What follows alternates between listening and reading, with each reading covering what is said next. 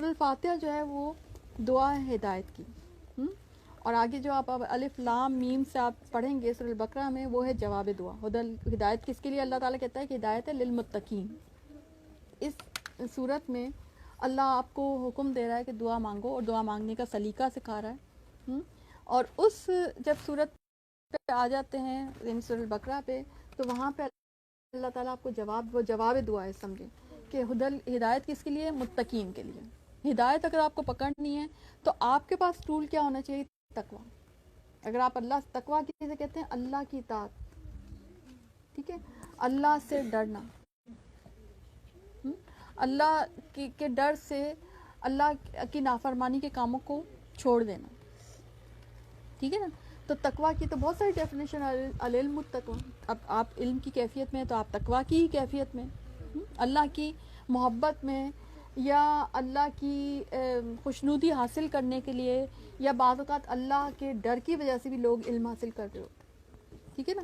تو سورۃ الفاتحہ، بسم اللہ، اعوذ باللہ من الشیطان الرجیم، بسم اللہ الرحمن الرحیم.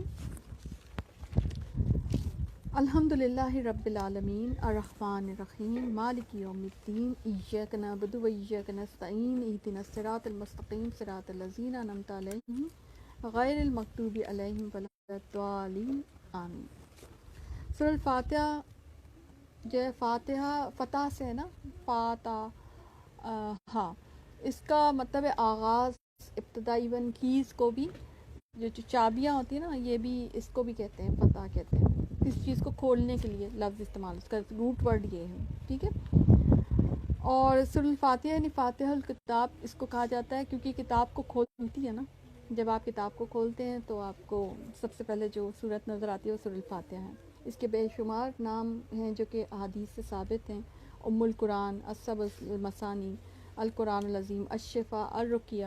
یہ سب سورۃ الفاتحہ کے نام میں سے، کیونکہ اس میں شفا ہے اور یہ ایک دم بھی ہے. اس کا سب سے اہم نام جو ہے نا وہ الصلاۃ ہے، نماز، ٹھیک ہے. کیونکہ اللہ تعالیٰ نے فرمایا قسمت الصلاۃ بینا و بینا عبادی، کہ میں نے صلاۃ یعنی نماز کو اپنے اور اپنے بندے کے درمیان تقسیم کر دیا ہے. مراد اس سے سورۃ فاتحہ ہے. یعنی اس کو آپ دیکھیں گے، جب پڑھیں گے تو آدھا حصہ آپ کو لگے گا کہ اللہ تعالیٰ کی، اور آدھا حصہ آپ کی اپنی زبان کا اس طرح سے آئے گا، محسوس ہوگا. اور پھر آپ دیکھیں نماز میں اس کا پڑھنا بے انتہا ضروری ہے. اس شخص کی نماز نہیں جس نے سورۃ فاتحہ نہیں پڑھی، حدیث میں آتا ہے، ٹھیک ہے. تو اس لیے ہر نمازی کے لیے سورۃ فاتحہ پڑھنا ضروری ہے. یعنی اگر آپ نماز پڑھ رہے ہیں اور آپ نے سورۃ الفاتحہ ہی پڑھنی ہے، اگر آپ بھول گئے تو آپ کو نماز دہرانی پڑے گی، ٹھیک ہے. ورنہ تو آپ سجدہ سہو کر سکتے ہیں نا. تو اگر آپ نے سورۃ الفاتحہ نہیں پڑھی تو پھر سجدہ سہو سے کام نہیں بنے گا، پھر آپ کو نماز ہی دہرانی پڑ جائے گی، ٹھیک ہے. اچھا، اب آپ دیکھیں کہ یہ جو ہے نا سورۃ الفاتحہ جو اسٹارٹ ہو رہی ہے الحمد سے اسٹارٹ ہو رہی ہے نا. الحمد تمام تعریفیں، اختصاص کے ساتھ ہے نا، اسم معرفہ، اسم نکرہ نہیں. یعنی تمام تر تعریفیں پلس تمام تر شکر اللہ کے لیے خاص ہے. یعنی تمام تعریفوں کا اصل مستحق اور تمام تر شکر کا اصل مستحق رب تعالیٰ ہے. اگر کسی کے اندر کوئی خوبی ہے، کوئی حسن ہے، کوئی کمال ہے، تو وہ بھی اللہ کا عطا کرتا ہے. یعنی انسان خود اپنی استطاعت میں یا اپنے تئیں کچھ بھی نہیں، جو کچھ ہے اس کو اللہ نے عطا کر رکھا ہے.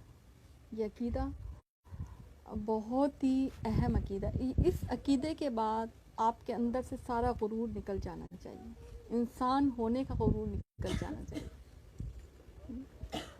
صرف بندگی کی عاجزی آپ کے اندر سما جانی چاہیے اس عقیدے کے سمجھ لینے کے. یہ عقیدہ نہیں سمجھ آتا نا ہمیں.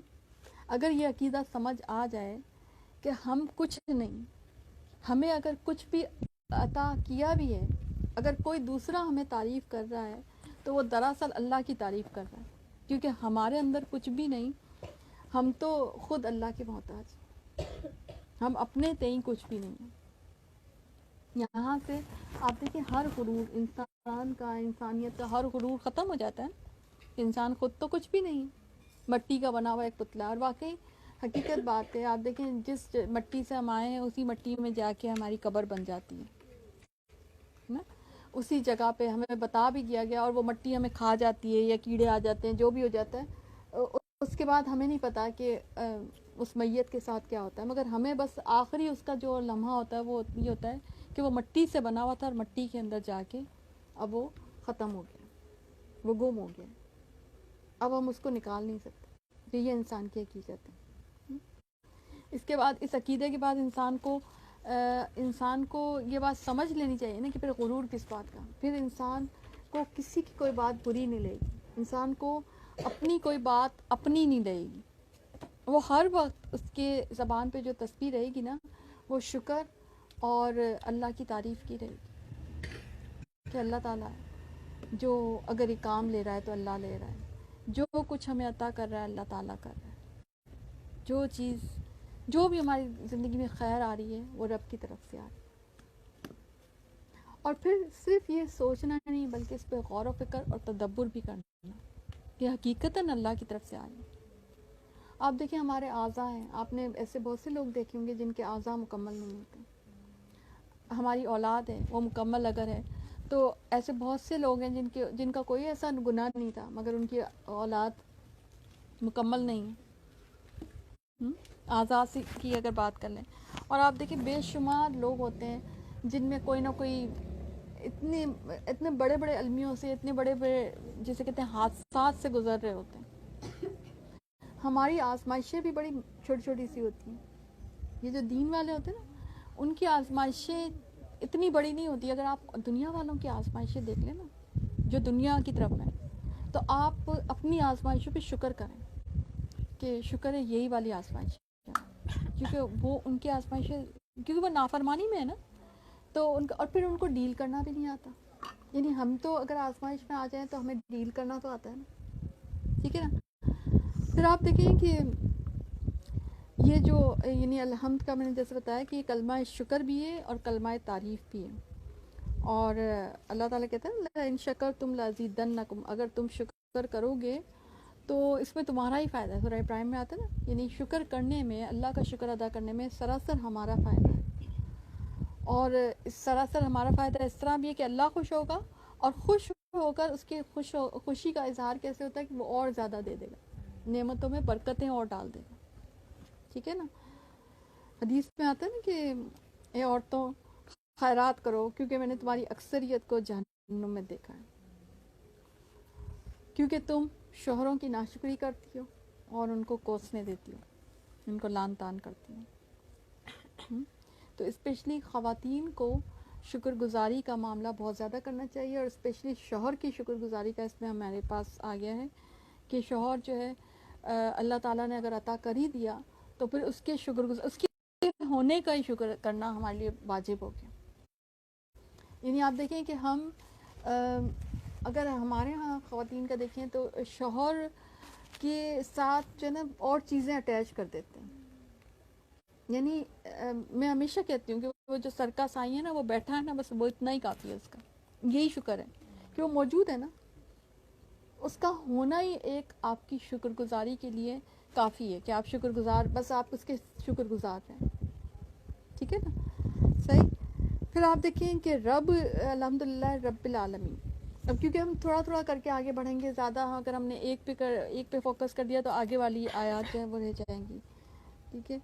اچھا, رب کہتے ہیں, رب اللہ کے اسماء الحسنہ میں سے, اور ہر چیز کو پیدا کر کے اس کی ضروریات کو پورا کرنا اور اس کو تکمیل تک پہنچانے والی ہستی کو کہتے ہیں رب. ٹھیک ہے. مالک کے لیے بھی یہ لفظ, یعنی عربی میں رب کا لفظ جو ہے وہ اسم نکرہ کے سینس میں بھی آتا ہے. یعنی رب البیت کہا جاتا ہے مثلا, کہ گھر کا مالک. ٹھیک ہے نا. یعنی غلام کا جو مالک ہوتا ہے اس کو بھی بعض اوقات کہا جاتا ہے. ٹھیک ہے. تو یہ جو رب ہے اسم نکرہ کے استعمال ہے, لیکن جب رب العالمین رب کے ساتھ لگ گیا تو ظاہر ہے وہ رب العالمین کے لیے ہی استعمال ہوگا. اور آپ دیکھیں عالم بذات خود ایک جمع ہے, عالم کی بھی جمع عالمین ہے. ٹھیک ہے نا, عالم بذات خود ایک جمع. تو عالمین یعنی کتنی بڑی کائنات ہے, کتنی بڑی کائنات ہے جو اللہ تعالیٰ کی ہے, جس کی ایک اتنے سے نقطے پہ ہم لوگ بیٹھے ہیں، اور اس نقطے میں اگر ہماری کوئی فوٹیج جاری کرے ناسا، تو کوئی ایسا کیمرہ نہیں ہے کہ جس میں انسان کی اس نقطے کے اندر انسان کے گھر یا انسان کی اپنی کوئی فوٹیج کو جاری کر سکے. جب کائنات کی وسعت کے ساتھ جب ناسا اگر تصویر کوئی کھینچ کے دے، کیونکہ اتنی بڑی کائنات ہے. تو اس میں جب دنیا کو وہ جب دکھاتا ہے تو وہ صرف ایک ڈاٹ کی حیثیت سے دکھاتا ہے. تو کہاں یہ کہ ہماری تو پھر کوئی حیثیت ہی نہیں رہتی. ٹھیک ہے نا. تو رب العالمین اللہ تعالیٰ کہتا ہے کہ میں رب ہوں اس تمام تر جہانوں کا. جتنی بھی اس دنیا میں جتنے سارے جہان ہیں، اس کا مطلب ایک بہت سارے جہان ہیں. کچھ تو ڈسکور ہو چکے ہیں اور بہت کچھ ہے جو ڈسکور نہیں ہوا. آپ دیکھیں ان کی پہنچ ابھی تک ادھر نہیں پہنچی کہ مثلا معراج کا واقعہ کچھ اسی کو ایکسپلین کر سکیں، حالانکہ سائنس نے بڑی ترقی کر لی. بیری کے درخت تک ان کی پہنچ نہیں پہنچی ہے نا. تو اور براق کا سفر کیسے ہوا تھا، یہ ان ایکسپلینیبل ہے ان کے لیے نا. یہ ایکسپلین نہیں، ناسا والے یا جو بھی مغرب کے جو بھی یہ بھیج رہے ہیں تو وہ ان کے لیے ایکسپلینیبل نہیں تھی. تو اب آپ دیکھیں کہ کتنا بڑا رب ہے اور کتنا بڑا اس کا جہان ہے، اور اس میں اللہ تعالیٰ نے ہمیں پیدا کیا، اور اللہ تعالیٰ نے ہمیں بے شمار نعمتیں دی ہیں. اللہ تعالیٰ نے ہمیں، اور پھر اللہ تعالیٰ جو ہے بے شمار نعمتیں دے کے اس کے بعد اللہ تعالیٰ ہمارا حساب کتاب کرے گا. بے شمار چیزیں اللہ تعالیٰ نے ہمیں دے رکھی ہیں. کیا کچھ ہے جو اللہ نے ہمیں نہیں دیا. رب العالمین. اور پھر آپ دیکھیں کتنی مخلوقات اس دنیا میں بنائی، اسپیشیز کتنی ہیں. کبھی آپ بایولوجی اور زولوجی اور باٹنی کو ذرا آپ کبھی اسٹڈی کریں گے نا تو آپ کو پتہ چلے گا اتنی، اس لیے کافی مشکل اسٹڈیز ہوتی ہے کہ اسپیشیز بہت ہیں اس دنیا میں. جو مخلوقات کی جو اسپیشیز، جو یعنی کہ نباتات اور جانوروں کی جو اسپیشیز ہیں بے شمار ہیں. اور ان سب کو اللہ تعالیٰ جو ہے رزق پرووائڈ کر رہا ہے، زندگی پرووائڈ کر رہا ہے، ان کی نسلیں بڑھ رہی ہیں.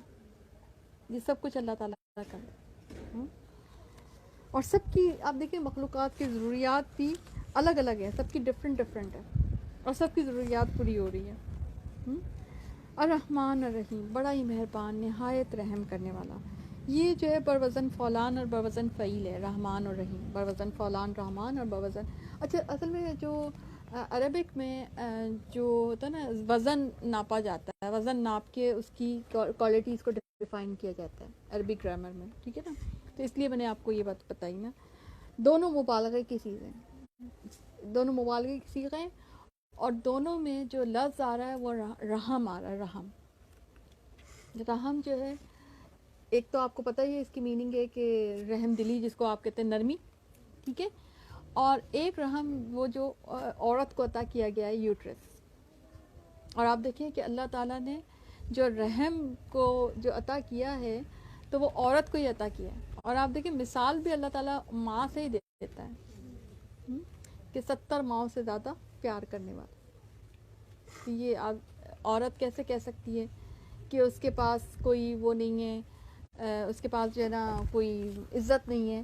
آپ دیکھیں اللہ تعالیٰ نے ایک بہت بڑی، اور آپ دیکھیں سارے رشتے اس رحم سے ہی بنتے ہیں.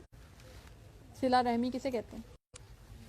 اسی کا نام ہے نا کہ رحم کو، صلہ کا مطلب ہوتا ہے ملانا، سل ملانے کو کہتے ہیں، سواد لام جو ہے نا.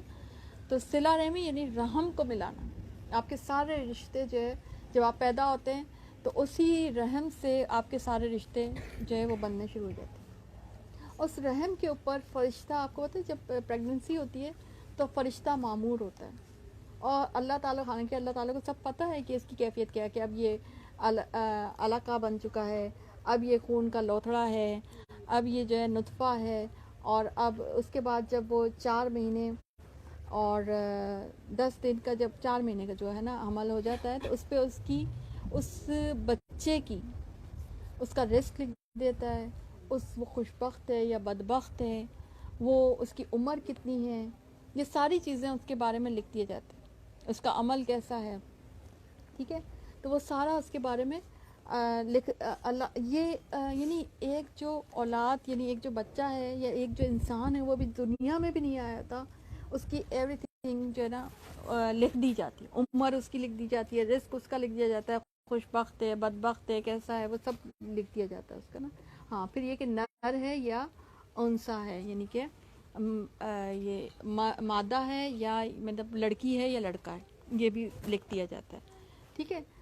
اب آپ بتائیں اس کے بعد وہ یعنی تقدیر، یہ تقدیر جو ہے نا آپ کی، یعنی ابھی آپ پیدا بھی نہیں، یہ حدیث میں ابھی آپ پیدا بھی نہیں ہوئے اور یہ سب کچھ آپ کا پہلے سے لکھا گیا ہے.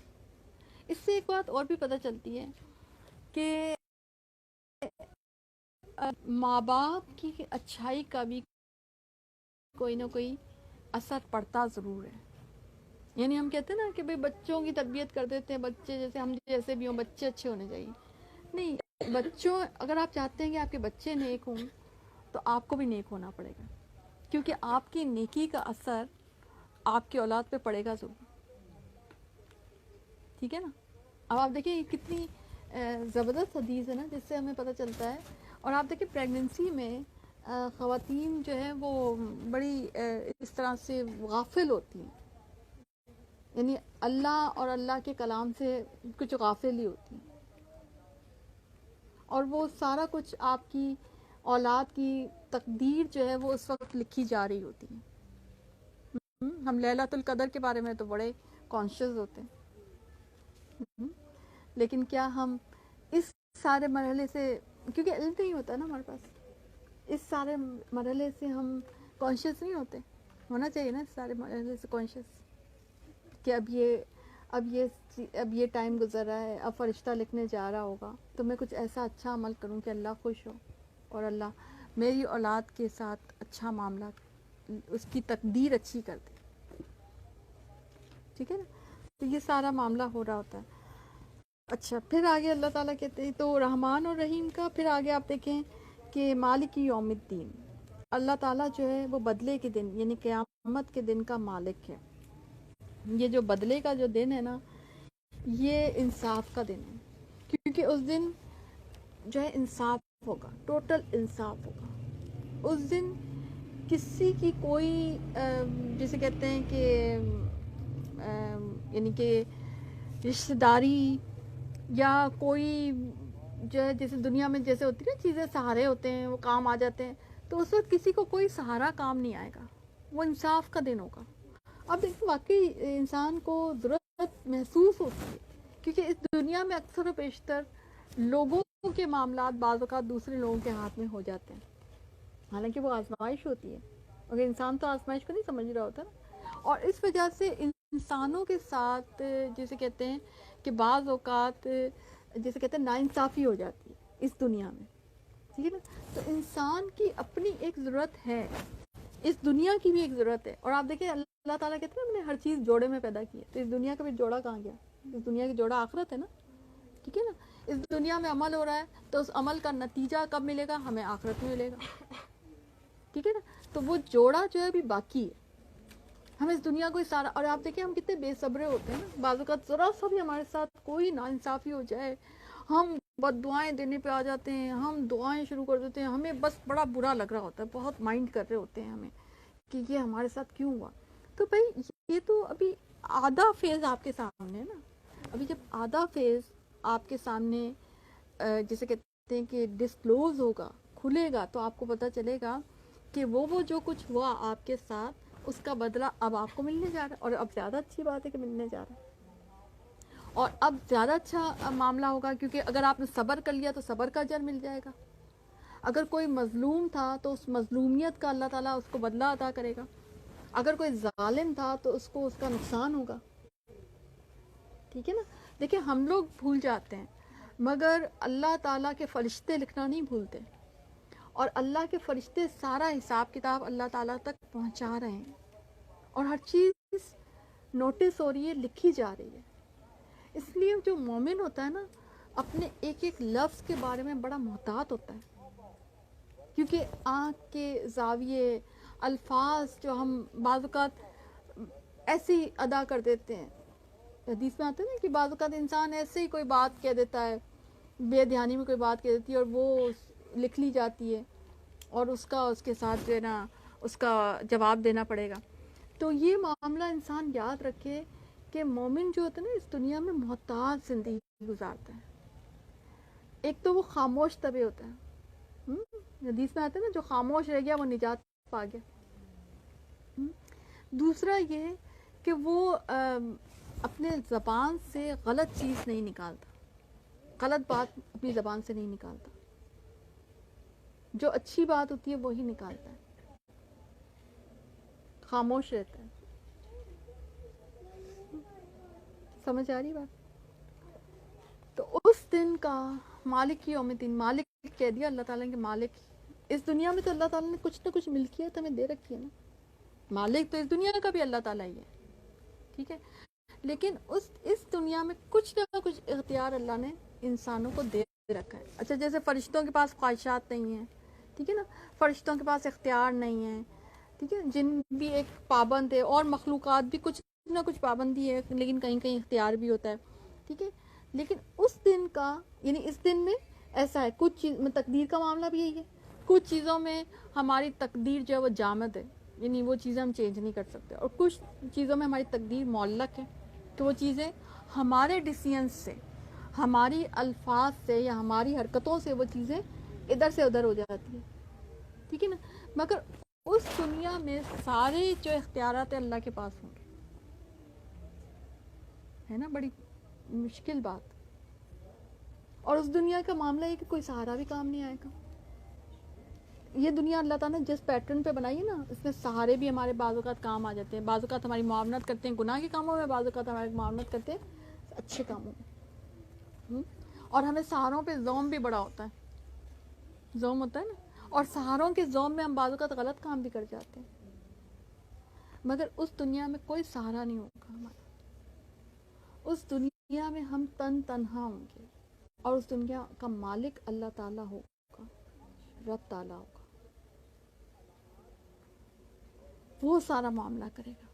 اگرچہ اس نے کہہ رکھا ہے کہ میری جو رحمت ہے وہ میرے عذاب پر یا میری اس پہ غضب پر غالب ہے، مگر آپ یہ بھی یاد رکھیں کہ دوزخ سے بھی لوگوں کو بھرا جائے گا. یعنی صرف اس بات کو ذہن میں رکھ کر ہم گناہ نہیں کر سکتے. ہاری سمجھ بات کہ اس دن کا ٹوٹل مالک اللہ تعالیٰ ہوگا. اور وہ یاد رکھ لیں کہ میری امت کا مفلس، حدیث بہت گہری حدیث ہے، کہ میری امت کا مفلس وہ ہوگا جو درہم و دینار لے کے آئے گا. نہیں، میری امت کا مفلس کے بارے میں صحابہ کرام نے کہا ہم تو اسی سمجھتے ہیں جس کے بعد درہم و دینار، اور وہ جو ہے نا امیر جو ہے جس کے بعد درہم و دینار نہ ہو وہی مفلس ہوتا ہے. تو نبی کریم صلی اللہ علیہ وسلم نے فرمایا کہ میری امت کا مفلس وہ ہوگا قیامت کے دن جو بہت ساری نیکیاں لے کر آئے گا، مگر ساتھ ہی اس نے کسی کا حق مارا ہوگا، کسی کو گالی دی ہوگی، کسی کو قتل کیا ہوگا. یعنی جو حقوق جو ہوتے ہیں نا، جیسے کہتے ہیں حقوق العباد، ان معاملات میں اس نے بڑی ڈنڈیاں ماری ہوں گی. اچھا حقوق اللہ میں بڑا اچھا ہوگا، عبادات اچھی کی ہوں گی نا اس نے، اچھی نمازیں ہوں گی، اچھے روزے ہوں گے، حج ہوگا، عمرہ ہوگا، عبادات. تو پھر حقوق اللہ میں وہ بڑا اچھا ہوگا. آپ کیریکٹر سامنے آتا ہے ایسا کیسا کیریکٹر ہے، کیسا کیریکٹر ہوگا کہ جو اللہ کے معاملے میں تو بڑا کلیئر ہے. ایسے آپ کو بہت لوگ ملتے ہیں جو بڑے نیک دکھتے ہیں مگر اخلاقیات اور کے معاملات میں بہت ہی خراب ہوتے ہیں. حقوق العباد کے معاملات میں بہت خراب ہوتے ہیں. ارد گرد کے لوگ ان سے ڈسٹرب ہوتے ہیں، ان سے بہت ہی پریشان حال ہوتے ہیں. تو پھر کیا ہوگا کہ پیچھے جو لوگ آئیں گے نا، تو اس سے پتہ چلا کہ حقوق اللہ خالی کافی نہیں ہے ہمیں اللہ کے سامنے سرخرو کرنے میں، حقوق العباد کا بھی بہت بڑا رول ہے نا. اور وہ خالی عبادات سے حقوق العباد ادا نہیں ہو جائیں گے، حقوق العباد کے لیے کچھ الگ قسم کی محنت کرنی پڑتی ہے، اپنی جان کو تھوڑا سا تکلیف دینی پڑتی ہے، ٹھیک ہے نا.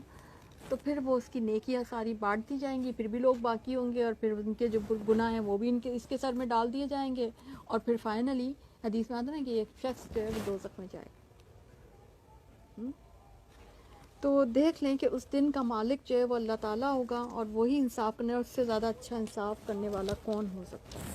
اور پھر آگے آ رہا ہے کہ इय्याक नअबुदु व इय्याक नस्तईन।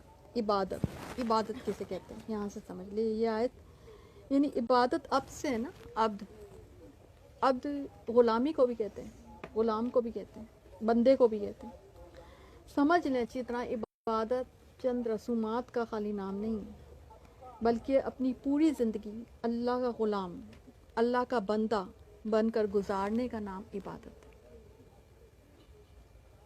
वो हदीस में ला लें जो उम्मत का मुफलिस वाली हदीस, उसमें भी तो ये था, उसने यही समझा था ना कि मैं नमाज अच्छी पढ़ लूँ, रोज़ा अच्छा रख लूँ, सब कुछ कर लूँ, और हुकूकुल इबाद के मामले में वो जो है पूरी दुनिया को तंग करता रहा। लोग उसकी बुराई से तंग थे और वो अपने ते ही आबिद बना फिर रहा था। तो क्या ऐसी इबादत अल्लाह के यहाँ काम आएगी? ऐसी इबादत अल्लाह के यहाँ काम नहीं आएगी, बल्कि अपनी पूरी ज़िंदगी अल्लाह के रास्ते, अल्लाह की मर्ज़ी के मुताबिक गुजारना। दिस इज़ इबादत। अल्लाह को क्या पसंद है वो अख्तियार करना है, और अल्लाह को क्या पसंद नहीं है उसको छोड़ देना है। दिस इज़ इबादत, ठीक है ना। तो ये बहुत इम्पॉर्टेंट है कि हम इस बात को समझें कि इबादत का मामला क्या है, इबादत किसे कहते हैं। और आप देखें कि सूरह फातिहा जैसे हदीस में, सूरह फातिहा को कुरान मजीद का राज कहा गया है ना, सूरह फातिहा। और सूरह फातिहा को राज इसलिए कहा गया है, और उसका राज जो है ना वो इस कलमे में, इय्याक नअबुदु व इय्याक नस्तईन, हम तेरी इबादत करते हैं। अब यहाँ से अल्लाह ताला ने जो सीगा है वो बदल दिया है। नोटिस किया आपने कि ये जो अल्फाज हैं वैसे तो कुरान के हैं, मगर कहलवाया अल्लाह ताला कहलवाया जा रहा है बंदे के ज़बान से कि अब कौन इबादत कर रहा है, बंदा इबादत कर रहा है। इय्याक नअबुदु व इय्याक नस्तईन, हम तेरी इबादत करते हैं, हम तुझी से मदद मांगते हैं, ठीक है ना। कि गायब का इस मकाम पर पहुंचकर गायब का जो सीगा है वो जो है ना मुखातिब के सीगे में तब्दील हो गया, ठीक है ना। और बंदा जैसे अपने रब की, ऐसे नहीं महसूस है जैसे अपने रब की हम्दो सना करते करते, ये सफ़र ही हुआ ना एक तरह से, कि हम्दो सना बयान करते करते वो इतना करीब हो जाता है कि फिर वो इसके सामने जैसे कि हाजिर ही हो गया, ठीक है ना। जो गोया कि गायब का जो सीगा है वो अब हाजिर में चेंज हो गया। और आप देखिए सफ़र वही होगा। ये 3 जो आयात आपने पढ़ी है ना, ये बेसिकली एक अल्लाह की कुर्ब का सफ़र भी है ना। इनमें आप अगर, ये तो मैंने बड़ा मुख्तसर सा आपको पढ़ाया, वरना आपको पता है कि सूरह फातिहा की इन 3 आयात में क्या कुछ मैसेज है। अल्हम्दुलिल्लाहि रब्बिल आलमीन अर्रहमानिर रहीम मालिकी यौमिद्दीन, ये पूरे अकायद वाली आयात हैं। अगर हम 3 आयात को ही हम अच्छी तरह से समझ लेना तो हमारी काफ़ी ज़िंदगी के सारे मसले हल होने के लिए काफ़ी हैं। अकायद यौमिद्दीन का अकीदा, अर्रहमान अर्रहीम का अकीदा, और अल्हम्दुलिल्लाह इटसेल्फ एक अकीदा है, ठीक है ना। तो ये अकायद इनको हम क्लियर कर लें। और अब आप देखें कि यहाँ से शुरू होता है कि अल्लाह ताला कहते हैं कि हम ये अब आप कहो, और दुआ देखें ना कि, और आप देखें कितना खूबसूरत दुआ, वैसे आगे भी आएगी, मगर ये भी है कि ये एक आपका पहले अमल है तौहीद का, कि हम तेरी इबादत करते हैं और हम तुझी से मदद मांगते हैं, ठीक है ना। तो गोया कि एक सफ़र है कि अब जैसे हदीस कुदसी में आता है, मैं नमाज को अपने बंदे के दरमियान निस्फ तकसीम कर दिया, इसका निस्फ हिस्सा मेरे लिए और निस्फ हिस्सा मेरे बंदे के लिए, और मेरा बंदा जो मांगेगा वो इसे मिलेगा, ठीक है। तो अल्लाह के अहकामात की पाबंदी करना बंदगी है, और बंदगी रोज़मर्रा के मामलात में कि मैं फ़लाँ का बंदा। आप देखें ये आयत पढ़कर हम तमाम पीरी, तमाम फ़कीरी उसको रद्द कर देते हैं। कब्रों पे जाना उसका रद्द हो गया, ठीक है ना। शिद्दत का मुबालगा आ रहा है ना, इज्जा का, तशदीद के साथ। अगर तशदीद नहीं होती तो शिद्दत नहीं होती, ठीक है। सिर्फ तेरी इबादत करते, ठीक है ना। अब इसके बाद कहाँ गुंजाइश रह जाती कि हम फौत शुदा बुजुर्गों से मांगे, हम कब्रों पे जाएं, हम फलाना हमारा मसला हल कर देगा, फलानी जगह पे जाएं, फलाना तावीज़ करेंगे, हम ये हो जाएगा, फलाना जादू वो हो जाए, इससे ये हो जाएगा, या फलाना। इवन ये भी अकीदा रखना कि हम इससे इसलिए बाज़ों का, तो आप देखें और कुछ नहीं तो छोटे मोटे बहुत ये वाले होते हैं कि इससे अच्छे टर्म्स रख लो, ये काम आने वाला बनता है, سے یہ رکھو, نہیں بھائی اس سے بنا کے رکھنی پڑے گی, نہیں تو بھائی یہ ہو جائے گا. اور نا بس ہم دیکھیں ہمارے صلہ رحمی کا بھی یہی آلموسٹ یہی کانسیپٹ ہے کہ بھئی ہم اس کی شادی میں جائیں گے نہیں, ورنہ وہ ہماری شادی میں نہیں آئے گا, ٹھیک ہے. ہم اس کے ایونٹ میں جائیں گے نہیں تو وہ ہماری ایونٹ میں نہیں آئے گا, ٹھیک ہے. ہم اس سے رکھیں گے نہیں تو بھئی وہ بھی. آپ دیکھیں یہ بدلے والی صلہ رحمی ہو گئی ہمارے یہاں, کتنا عام ہو گیا نا, کتنا معمول کی بات ہو گئی کہ صلہ رحمی بھی ہم اس لیے کر رہے ہیں, ہم اللہ کے لیے کر رہے ہوتے ہیں. اللہ کے لیے بہت کم ہم کرتے ہیں, ہم بندوں کے لیے کر رہے ہوتے ہیں صلہ رحمی. نہیں بھئی عیادت کے لیے جانا پڑے گا, بیمار پڑا ہے, کب سے بیمار پڑا ہے, نہیں جائیں گے تو کہیں گے دیکھو پوچھنے بھی نہیں آئی کب سے بیمار پڑی تھی. ہم جو تعزیت کے لیے جاتے ہیں, ہم بندوں کے لیے جاتے ہیں, جھوٹ مت بولے, اللہ کے لیے نہیں جاتے ہم بندوں کے لیے. ہم کب اس کو صبر کی تلقین کر کے آتے ہیں, ہم ایک کونے میں بیٹھ کے حاضری لگا کے, کوئی اٹینڈنس نہیں ہوتی بس وہاں پہ, ورنہ اٹینڈنس بھی لگا کے آئے وہاں پہ کہ جی لکھ لیں اٹینڈنس پریزنٹ پلیز, وہ بھی ہم کروا کے آ جائیں. اسی لیے لوگ جا کے ملتے ہوتے ہیں نا کہ وہ تاکہ پتہ چل جائے میں آئی تھی, ٹھیک ہے نا. تو ہم اللہ کے لیے کب جا رہے ہیں, اللہ کے لیے جاتے تو اس کا اجر لکھ دیا جاتا ہے. اور اللہ کے لیے جانے میں ویسے بھی آپ دیکھیں کہ خواتین کا تو آتا بھی نہیں ہے, اتنا کوئی ہے ہی نہیں, کانسیپٹ ہی نہیں ہے خواتین جائیں. اگر اللہ کے لیے جائیں گے تو خواتین جائیں گی نہیں, ٹھیک ہے نا. کیونکہ حدیث میں آتی ہے نا, حضرت عائشہ کہتی تھی کہ ہم میت والے گھر پہ جانے, جمع ہونے اور وہاں پر بیٹھنے اور وہاں پہ کچھ کھانے کو ہم نوحہ شمار کرتے تھے. صحیح بخاری میں ہے یہ حدیث, ٹھیک ہے نا. تو اب آپ دیکھیں کہ ایاک نعبد و ایاک نستعین, یہ ہمارا عقیدہ بن جانا چاہیے, آج کے بعد تو بن جانا چاہیے کہ ہم صرف تیری عبادت کرتے, تجھی سے مدد مانگتے. کبھی زندگی میں یہ آیت آپ دل پہ لکھ لیں, کبھی زندگی میں کوئی مسئلہ پیش آئے تو صحابہ کرام کیا کرتے تھے, میں تو نمک بھی اللہ سے مانگتا ہوں, میرا جوتے کا تسمہ بھی ٹوٹے وہ بھی میں اللہ سے مانگتا ہوں, صحابہ کرام کہتے تھے نا.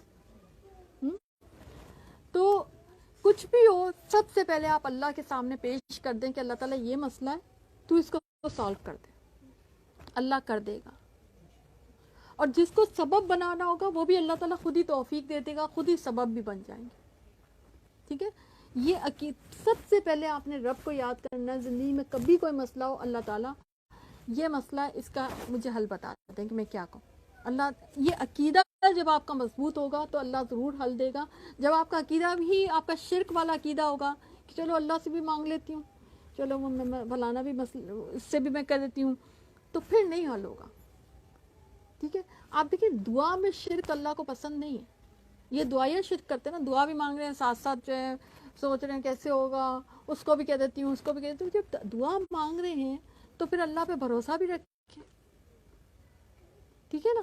تو اللہ تعالیٰ حل کرے گا. وہ جو واقعہ آتا ہے مجاہد, مالک مجاہد ہیں, کون ہے وہ جو اپنے اس میں بیان کرتے ہیں, مجھے پرسنلی بڑا پسند ہے. وہ جو ایک بوڑھی عورت کا تھا جس کا بیٹا بیمار تھا اور ڈاکٹر وہ تھا, اور اس کا علاج وہی ڈاکٹر کر سکتا تھا, اور اس ڈاکٹر کا پلین خراب ہوا, پھر اس کے بعد گاڑی خراب ہوئی, ٹیکسی, پھر وہ جا کے اسی جھگی کے آگے رکا اور اس نے شاید پانی وانی مانگا. بہرحال اس نے کہا کہ اس نے پوچھا, ایسے حال چال پوچھا کہ میرا بیٹا بیمار ہے, اور اس کا مسئلہ, اس کا جو ہے نا کہتے ہیں کہ وہ ایک ڈاکٹر ہے احمد, شاید پرہیپس نام بتایا تھا کہ یہ ڈاکٹر ہے, وہی کر سکتا ہے اس کا علاج نا, اور میں بیچاری غریب بوڑھی عورت میں کہاں تک پہنچ سکتی ہوں نا. تو وہ زاروں قطار وہ ڈاکٹر رونا شروع ہوا کہ میں ہی تو وہ ہوں کہ ہر جگہ میرے ساتھ پرابلم ہو رہا ہے. اس جگہ اس بندی کی آپ دیکھیں ایک ایسپیکٹ آپ نے دیکھا, مگر ایک ایسپیکٹ یہ بھی تو دیکھیں اس بندی کی دعا میں کتنی طاقت تھی. وہ تو اپنا وہ بتا رہا نا. آپ ادھر والا ایسپیکٹ بھی ذرا دیکھ لیں کہ اس بندی کی دعا میں کتنی طاقت تھی کہ اس کو اس ڈاکٹر کے پاس جانا نہیں پڑا, اس ڈاکٹر کو خود اللہ تعالیٰ اس کے در پہ لے آیا. اللہ اپنے بندوں سے غافل نہیں ہے, ہم غافل ہیں اپنے رب سے. جب ہم اپنی غفلت کو چھوڑ دیں گے نا تو اللہ تو ہمارے بہت ہی قریب ہے. اللہ اپنے بندوں سے بالکل غافل نہیں ہوتا. اصل نقصان ہے, اصل جو پرابلم ہے, ہم غافل ہیں, ٹھیک ہے نا, صحیح ہے. تو ایاک نعبد و ایاک نستعین, یعنی اللہ کے احکامات کی پابندی کرنی ہے. اور آپ دیکھیں جتنا خاص الخاص بندہ ہوتا ہے نا, تو اور جتنا ہم آپ دیکھیں اللہ کے بنتے چلے جائیں گے نا, اتنے ہی ہم اللہ کے خاص الخاص ہوتے چلے جائیں گے. کیا ہم واقعی اللہ تعالیٰ کے ہیں؟ کیا ہم واقعی حلال لباس پہنتے ہیں, حلال کھانا کھاتے ہیں, معاملات میں ہم دوسروں کے جذبات اور احساسات کا خیال رکھتے ہیں, کیونکہ تم اپنے بھائی کے لیے بھی وہی پسند کرو جو تم اپنے لیے پسند کرتے ہو. حدیث میں تو یہی ہے نا, صحیح ہے نا. تو کیا واقعی ہم اتنے اچھی زندگی گزار رہے ہیں کیا رشتوں کے معاملے میں؟ کیونکہ ہمارے رشتے بھی ہمارے امتحان ہوتے ہیں, ہماری آزمائش ہوتی ہے. ہم اتنے ہی سافٹ ہارٹیڈ ہیں یا بایس ہیں؟ میں نے دیکھا ہے کہ ہمارے ہاں جب معاملات کی بات آتی ہے یا رشتوں میں بات ہوتی ہے, مومن بایس, آپ کو میں بتاؤں مومن بایس نہیں ہوتا, مومن حق پر فیصلہ کرتا ہے. مجھے تو بڑی حیرت ہوتی ہے جب لوگ ہیں نا رشتوں میں یعنی رشتہ داری نبھاتے ہوئے بایسنس دکھاتے ہیں. مجھے ان کے ایمان پہ یقین کریں ایک خدشہ ہونے لگتا ہے کہ ان کا ایمان کیسا ہے, ان کا اللہ سے تعلق ہی کتنا ہے, کیا تعلق ہے ان کا اللہ سے. جب آپ اپنی مثلا ہمارے گھروں میں کتنا ہوتا ہے نا, بیٹی کے لیے قانون الگ ہوتا ہے اور بہو کے لیے قانون الگ ہوتا ہے. بایسنس ہوئی یا نہیں ہوئی؟ بھابھی کے لیے قانون الگ ہے اور اپنی بہن کے لیے قانون الگ ہے. نند کے لیے قانون الگ ہے اور اپنی بہن کے لیے قانون الگ ہے. بایسنس ہوئی نا. ماں کے لیے قانون الگ ہے اور ساس کے لیے قانون الگ ہے. بایسنس ہوئی. تو یہ مومن ہمیشہ اپنا امتحان لیا کریں کہ میں مومن بایس نہیں ہوتا. مومن کچھ بھی ہو سکتا ہے, بایس نہیں ہوتا. مومن ہمیشہ جو معاملات کرتا ہے, اخلاقیات دکھاتا ہے, حق پر دکھاتا ہے.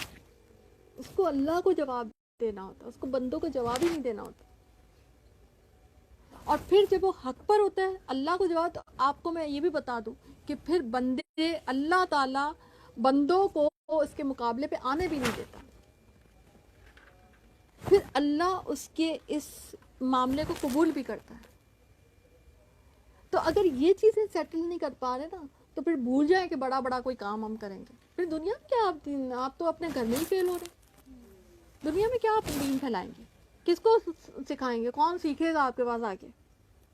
وہ کہیں گے نا اپنے گھر کو تو پہلے تو سنبھال لو. ایسا ہی ہے نا, ٹھیک ہے نا. تو بندہ جو ہوتا ہے نا, اللہ کا بندہ, وہ عجز و انکساری کا مجموعہ ہوتا ہے. اس کی عبادت جو ہے نا, اس کی پوری زندگی عبادت ہوتی ہے. اس کی پوری زندگی جو ہے اللہ کی رضا میں اپنی عاجزی, اپنا تذلل سمجھتے ہیں نا, اپنی ذلت کے ساتھ زندگی اللہ کے آگے بس جھکتے ہوئے زندگی گزرتی ہے. شرع میں عبادت کا مال درجے کی محبت, عز و انکسار اور خوف سے عبارت ہے. اسلام میں عبادت اللہ کے سوا کسی اور کی جائز ہی نہیں, اور نہ ہی استعانت کسی اور کی جائز ہے. استعانت سمجھتے ہیں نا, مدد لینا, ٹھیک ہے نا, مدد مانگنا کسی اور کی. آپ دیکھیں یہ جو جادوگر ہوتے ہیں یہ شیاطین سے مدد مانگتے ہیں, ٹھیک ہے. اور آپ بھی اگر اس طرح سے عقیدہ ہی اگر آپ نے رکھا ہوا کہ نہیں فلانا میرا کر دے گا فلانا, تو ایک طرح سے آپ بھی شرک کا معاملہ کرتے ہیں. یہ جب بھی آپ اللہ سے مدد مانگیں, اللہ سے مدد مانگیں. یہ بھول جائے کون کیسے کرے گا, کس طرح, وہ اللہ تعالیٰ کا معاملہ ہے. اور پھر جب اللہ کسی کو استعانت کے لیے آپ کے پاس بھیجے گا تو پھر وہی آپ کے لیے پرفیکٹ ہوگا. آپ دیکھیں حضرت ابراہیم علیہ السلام کا میں ہمیشہ وہ فیل کرتی ہوں کہ جب فرشتے آئے تھے ان کی مدد کے لیے, تو وہ بھی فرشتے ہی تھے نا, مگر حضرت ابراہیم علیہ السلام نے کیا کہا تھا کہ میرے لیے اللہ کافی ہے. بہت ہی اعلیٰ درجے کا توحید کا جواب تھا, ٹھیک ہے نا.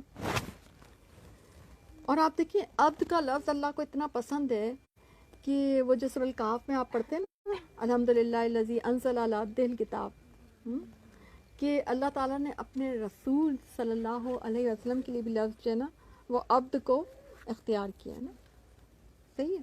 اور ایک جگہ پہ نہیں, کئی جگہ پہ ایسا آتا کہ عبد اللہ تعالیٰ کو لفظ بھی بہت پسند ہے.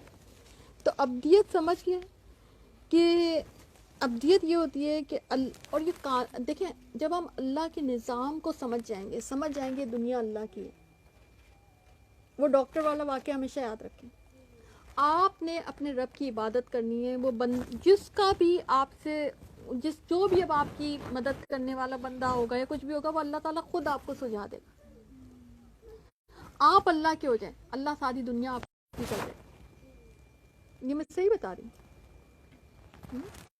جب وہ حدیث یاد کر لیں نا کہ وہ جب بندہ اللہ سے محبت کرتا ہے پھر اللہ اس کے جواب میں اس بندے سے، کیونکہ وہ بھی ایک درجہ ہوتا ہے نا، پہلے بندہ اللہ سے محبت کرتا ہے اسٹارٹ، یعنی کہ اس کا مطلب ہے کہ یہاں سے ہوتا ہے زمینی محبت، یہاں پہ آپ کی زمینی محبت اللہ تک جا رہی ہے۔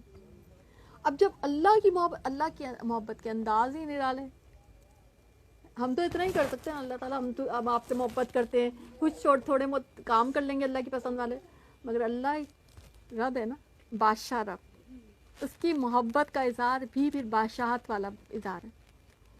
وہ کیا کرتا ہے، وہ جب کسی سے محبت کرتا ہے تو جبریل امین کو بلاتا ہے، میں اس شخص سے محبت کرتا ہوں تو آپ بھی اس سے کریں، اور جبریل امین وہ پھر ان کو بھی ظاہر پتہ ہوتا ہے کہ بادشاہ رب کے کیا احکامات کیسے بجا لانے، تو وہ پوری کائنات میں منادی کر دیتے ہیں، کائنات والوں، زمین اوپر زمین آسمان ہر جگہ، کہ یہ اس بندے سے اللہ تعالیٰ محبت کرتا ہے تو تم بھی اس سے محبت کرو، اور پھر زمین میں اس لیے محبت رکھ دی جاتی ہے، قبولیت اس کی رکھ دی جاتی ہے۔ تو محبت کے فیصلے ہوتے آسمانوں پہ، اسٹارٹ بیج آپ لگاتے ہیں، اپنی رب کی محبت کا بیج آپ بوتے ہیں، اور آپ اللہ کے سامنے اپنی مختصر سی جو بھی آپ کی جتنی بن پڑتی ہے وہ محبت اللہ کے سامنے آپ پیش کرتے ہیں کہ اللہ تعالیٰ میں آپ سے محبت کرتی ہوں۔ جگہ جگہ آپ کو پرکھا جا رہا ہوتا ہے، آپ کس سے محبت کرتے ہیں، اللہ سے یا بندے سے، آپ کی جگہ جگہ آزمائش ہوتی ہے، صرف الفاظ نہیں کہ آپ ایک دن بول دیں کھڑے ہو کے اللہ تعالیٰ میں آپ سے محبت کرتی ہوں اور اللہ تعالیٰ اس کو قبول کر لے گا، ایسے نہیں ہوتا۔ آپ کے اعمال، آپ کی حرکتیں، آپ کی زندگی شو کرتی ہے کہ آپ اللہ سے محبت کرتے ہیں یا دنیا سے محبت کرتے ہیں یا اور دنیا والوں سے محبت کرتے ہیں۔ آپ کی زندگی شو کرتی ہے، آپ کی حرکتیں شو کرتی ہیں۔ اللہ کو سب پتہ ہوتا ہے، اللہ کو آپ جھوٹ نہیں بول سکتے، اللہ سے آپ جو ہے نا دھوکہ دہی نہیں کر سکتے۔ مجھے اکثر لوگ ایسے ملتے ہیں، اللہ کو کیسے آپ دھوکہ دے سکتے ہیں؟ انڈر ایسٹیمیٹ نہ کریں اللہ کے معاملات کو، یہ نظام اللہ کا، یہ کائنات اللہ کی، یہ دنیا اللہ کی ہے۔ یہاں پہ جو اللہ کے سسٹم کا حصہ بن جاتا ہے نا وہی کامیاب ہوتا ہے۔ ہم اس بات کو سمجھتے نہیں ہے نا، ہم کامیابی ڈھونڈتے پھرتے ہیں، ادھر ڈھونڈو ادھر ڈھونڈو ادھر ڈھونڈو، جو اللہ کے سسٹم کا حصہ بن گیا۔ اچھا اللہ کے سسٹم کیا ہے؟ ساری کائنات اللہ کی تسبیح کر رہی ہے، چرند و پرند اللہ کی تسبیح کر رہے ہیں۔ تو آپ بھی جب اس سسٹم کا حصہ بن جاتے ہیں نا تو پھر اللہ کی محبتیں آپ پر نچھاور ضرور ہوتی، پھر اللہ تعالیٰ آپ کے ہر کام کو جو ہے نا تکمیل تک خود پہنچا دیتا ہے، آپ کو کچھ نہیں کرنا پڑتا، آپ صرف اپنے بیٹھ کے عبادت ہی کرتے ہیں، آپ کی سارے کام اللہ تعالیٰ نمٹاتا چلا جاتا ہے۔ سمجھ رہے بات میری؟ سمجھ آ رہی ہے بات؟ اور عمل میں آ جانی چاہیے، دل پہ اتر جانی چاہیے جو ہم سیکھ رہے ہیں، ٹھیک ہے؟ تو یہ ہے عبادت۔ پھر آگے دعا، صراط مستقیم کیا ہے؟ ٹاپکس دیے ہوئے ہیں نا میں آپ کو، اہدنا الصراط المستقیم، ہمیں سیدھی اور سچی راہ دکھا۔ اب اللہ تعالیٰ ہمیں دعا سکھا رہا ہے، دعا مانگنے کے آداب سکھا رہا ہے، دعا کا ٹاپک سکھا رہا ہے کہ دعا کا ٹاپک کیا ہونا چاہیے، جب دعا مانگو تو صراط مستقیم کی دعا مانگو، یہ سکھا رہا ہے اللہ تعالیٰ۔ ہم کیا مانگتے ہیں؟ ہم دعا مانگتے ہیں، ہم مانگتے ہیں ہمیں اللہ تعالیٰ بہت ساری دولت دے دے، اللہ تعالیٰ ہمارا یہ مسئلہ حل کر دے، لائٹ نہیں آ رہی لائٹ آ جائے، اللہ تعالیٰ ٹونٹی میں پانی نہیں آ رہا ٹونٹی میں پانی دے دے، اللہ تعالیٰ گیس نہیں آ رہی گیس دے دے۔ ہماری دعائیں جو ہے دنیاوی ہوتی ہیں۔ اچھا میں یہ نہیں کہہ رہی کہ یہ دعائیں نہیں مانگنی چاہیے، دعا مانگ سکتے ہیں، دعا مانگنے سے منع نہیں ہے، مگر جو دعا مانگنے کی ہے، جو اصل میں جو اللہ تعالیٰ سکھا رہا ہے وہ ہے اہدنا الصراط المستقیم، ہمیں سیدھی راہ کی دعا مانگنی چاہیے، ٹھیک ہے؟ اور یہ سیدھی راہ کیا ہم عقل اور ذہانت سے حاصل کر سکتے ہیں؟ بالکل بھی نہیں۔ دنیا کے علوم ہم عقل اور ذہانت یا بعض اوقات پیسے دے کر پیسے کے بل بوتے پہ حاصل کرتے ہیں، دنیا کی ڈگریاں کی ہے نا، پرائیویٹ سسٹم میں سارا یہی کچھ ہے۔ آج کل تو علم بزنس ہے نا، جتنا زیادہ پیسہ پھینکیں گے اتنی اچھی جگہ پہ آپ کا ایڈمیشن ہو جائے گا، اتنی اچھی وہ جو یہ نسٹ کا معاملہ ہو گیا، فاسٹ ہو گیا، میں آپ کو نسٹ ہو گیا، فاسٹ ہوگا، آئی بی اے ہو گیا، اور بڑی کانسرٹ ہو گئے، بڑی بڑی یونیورسٹیز کھلی ہوئی ہیں، آئی ایس ٹی ہو گئی ہے، یہ سب پرائیویٹ سیکٹر میں ہیں اور سب مہنگی وہ ہیں، اور جہاں یہاں پہ موسٹلی ایلیٹ کلاس ہی جاتی ہے، اور ان کی اس پہ جی آئی کے پرہیپس جو غلام ساق خان ہیں وہ بھی ایک طرح سے بہت ساری، آپ کو میں نام آپ کو پتہ ہے، میں آپ کو نام مینشن کروں تو نام آپ کو پتہ ہے، مگر سارا معاملہ ابھی یہ ہے. اور آپ دیکھیں ہر جگہ پہ پرائیویٹ سیکٹر میں جو علم ہے وہ بزنس بن چکا ہے. جتنا زیادہ آپ کے پاس پیسہ ہے اتنا زیادہ آپ فیس بھریں گے, اتنی وہ ہوگی. اس کے بعد انہی کی وہ جو فارمز وغیرہ جو ہوتے ہیں وہ انہی لوگوں کو ہائر کرتے ہیں, پھر اسی پیسے کو آپ واپس ریٹرن اپنی شروع کر دیتے ہیں. یہ ہے ہماری دنیا کا سسٹم, علم کا سسٹم یہ ہے ہماری دنیا میں. ٹھیک ہے, تو اس لیے میں نے کہا کہ دنیاوی علوم جو ہے وہ تو آپ عقل, ذہانت اور بعض اوقات پیسے کے بلبوتے پہ بھی حاصل کر سکتے ہیں. ٹھیک ہے, لیکن ہدایت ایسی چیز نہیں ہے. ہدایت بالکل بھی ایسی چیز نہیں ہے جو آپ عقل, ذہانت یا پیسے کے بلبوتے پہ حاصل کرتے ہیں. اسی لیے اللہ تعالیٰ نے کہا کہ جب مانگو تو ہدایت مانگو. بہت ہی کوئی قیمتی چیز ہے. ہدایت اللہ تعالیٰ کی دین ہوتی ہے. ہدایت اللہ کا انتخاب ہوتا ہے. ہدایت اللہ کی چوائس ہوتی ہے. ہدایت معمولی نعمت نہیں ہے. یعنی اگر اللہ تعالیٰ آپ کو اسے محبت کرے گا, اللہ آپ کو صحت بھی دے دے گا, اللہ آپ کو مکمل جسم دے دے گا, مکمل اولاد دے دے گا, اللہ تعالیٰ اور دنیا کی نعمتیں دے دے گا. اگر ہدایت خاص الخاص اپنی چوائس کے ساتھ, اپنی چوائس اپنی پسندیدہ بندے کو دیتا ہے. ہدایت اللہ تعالیٰ عام لوگوں کو نہیں دیتا. اسی لیے وہ ایک حدیث کا مفہوم ایسا ہے کہ جس کے پاس قرآن کی ہدایت آ گئی اور قرآن کا علم آ گیا, اس کے باوجود وہ یہ سمجھتا ہے کہ دنیا والوں کے پاس اس سے زیادہ ہے, تو وہ تو سمجھا ہی نہیں کہ اس کے پاس کیا کچھ ہے. اس نے وہ حق نہیں بجا لایا. تو ہدایت سب سے بڑی نعمت ہے. ہدایت سے ہوتا کیا, آپ کا شرع صدر ہو جاتا ہے. آپ کو کیسے پتہ چلے آپ ہدایت پہ؟ آپ کو اللہ کی پسند کی باتیں عمل کرنے میں آسان ہو جائیں گی. آپ کو پردہ اچھا لگنے لگ جائے گا. آپ کو نماز پڑھنے میں مزہ آنا شروع ہو جائے گا. آپ کو قرآن پڑھنا اچھا لگے گا. آپ کو اللہ کے قریب ہونے میں اچھا محسوس ہوگا. اللہ سے دوری میں آپ کو تکلیف ہوگی. آپ کو شیطان کی باتیں چھین لیں گی. شیطان کی اس ساہٹ جو ہوتی ہے نا, جو وسوسے ڈالتا ہے, آپ اتنے مضبوط ہو جائیں گے کہ آپ ایک تو اس کو محسوس بھی کر لیں گے, دوسرا اس کی وسوسوں پہ آپ جائیں گے بھی نہیں. آپ وہ فیصلہ کر سکیں گے جو کہ اللہ کی رضا والا ہوگا, اور آپ کو وہ وسوسے سے اچھے بھی لیں گے, اور آپ دنیا داروں کے بیچ میں ہی ہوں گے, مگر آپ کی دنیا بدل چکی ہوگی. آپ کو وہ چیزیں اچھی نہیں لگیں گی جو اور دنیا والوں کو اچھی لگیں گی. آپ دیکھیں کسی جگہ پہ آپ جاتے ہیں, مثلا کسی شادی کی تقریب میں, سب جو بہت اچھا تیار ہو کے خواتین چل رہی ہوتی ہیں, گھوم رہی ہوتی ہیں. بظاہر اگر آپ شیطانی آنکھ سے دیکھیں تو بڑی اچھی لگ رہی ہوتی ہیں, ویسے تو وہ اچھی لگ رہی ہوتی ہیں. شیطان آپ کو بھی برقلاتا ہے کہ دیکھو نا, تم ایک نقاب کر کے بیٹھی ہوئی ہو, یہ تو بڑی اچھی لگ رہی ہیں, اسٹائلنگ ہو رہی ہے, ان کی اسٹائل مار رہے ہیں, یہ ہے وہ ہے, اور آپ اپنے تئیں جو ہے اپنے پورے حجاب میں ہوتے ہیں. مگر ہدایت کیا ہے کہ آپ کو اپنا ہی حجاب اچھا لگ رہا ہوتا ہے.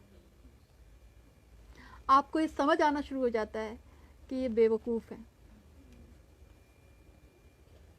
یہ صحیح راہ نہیں ہے, یہ سیدھی راہ نہیں ہے, سیدھے راستے پہ تو ہم ہیں.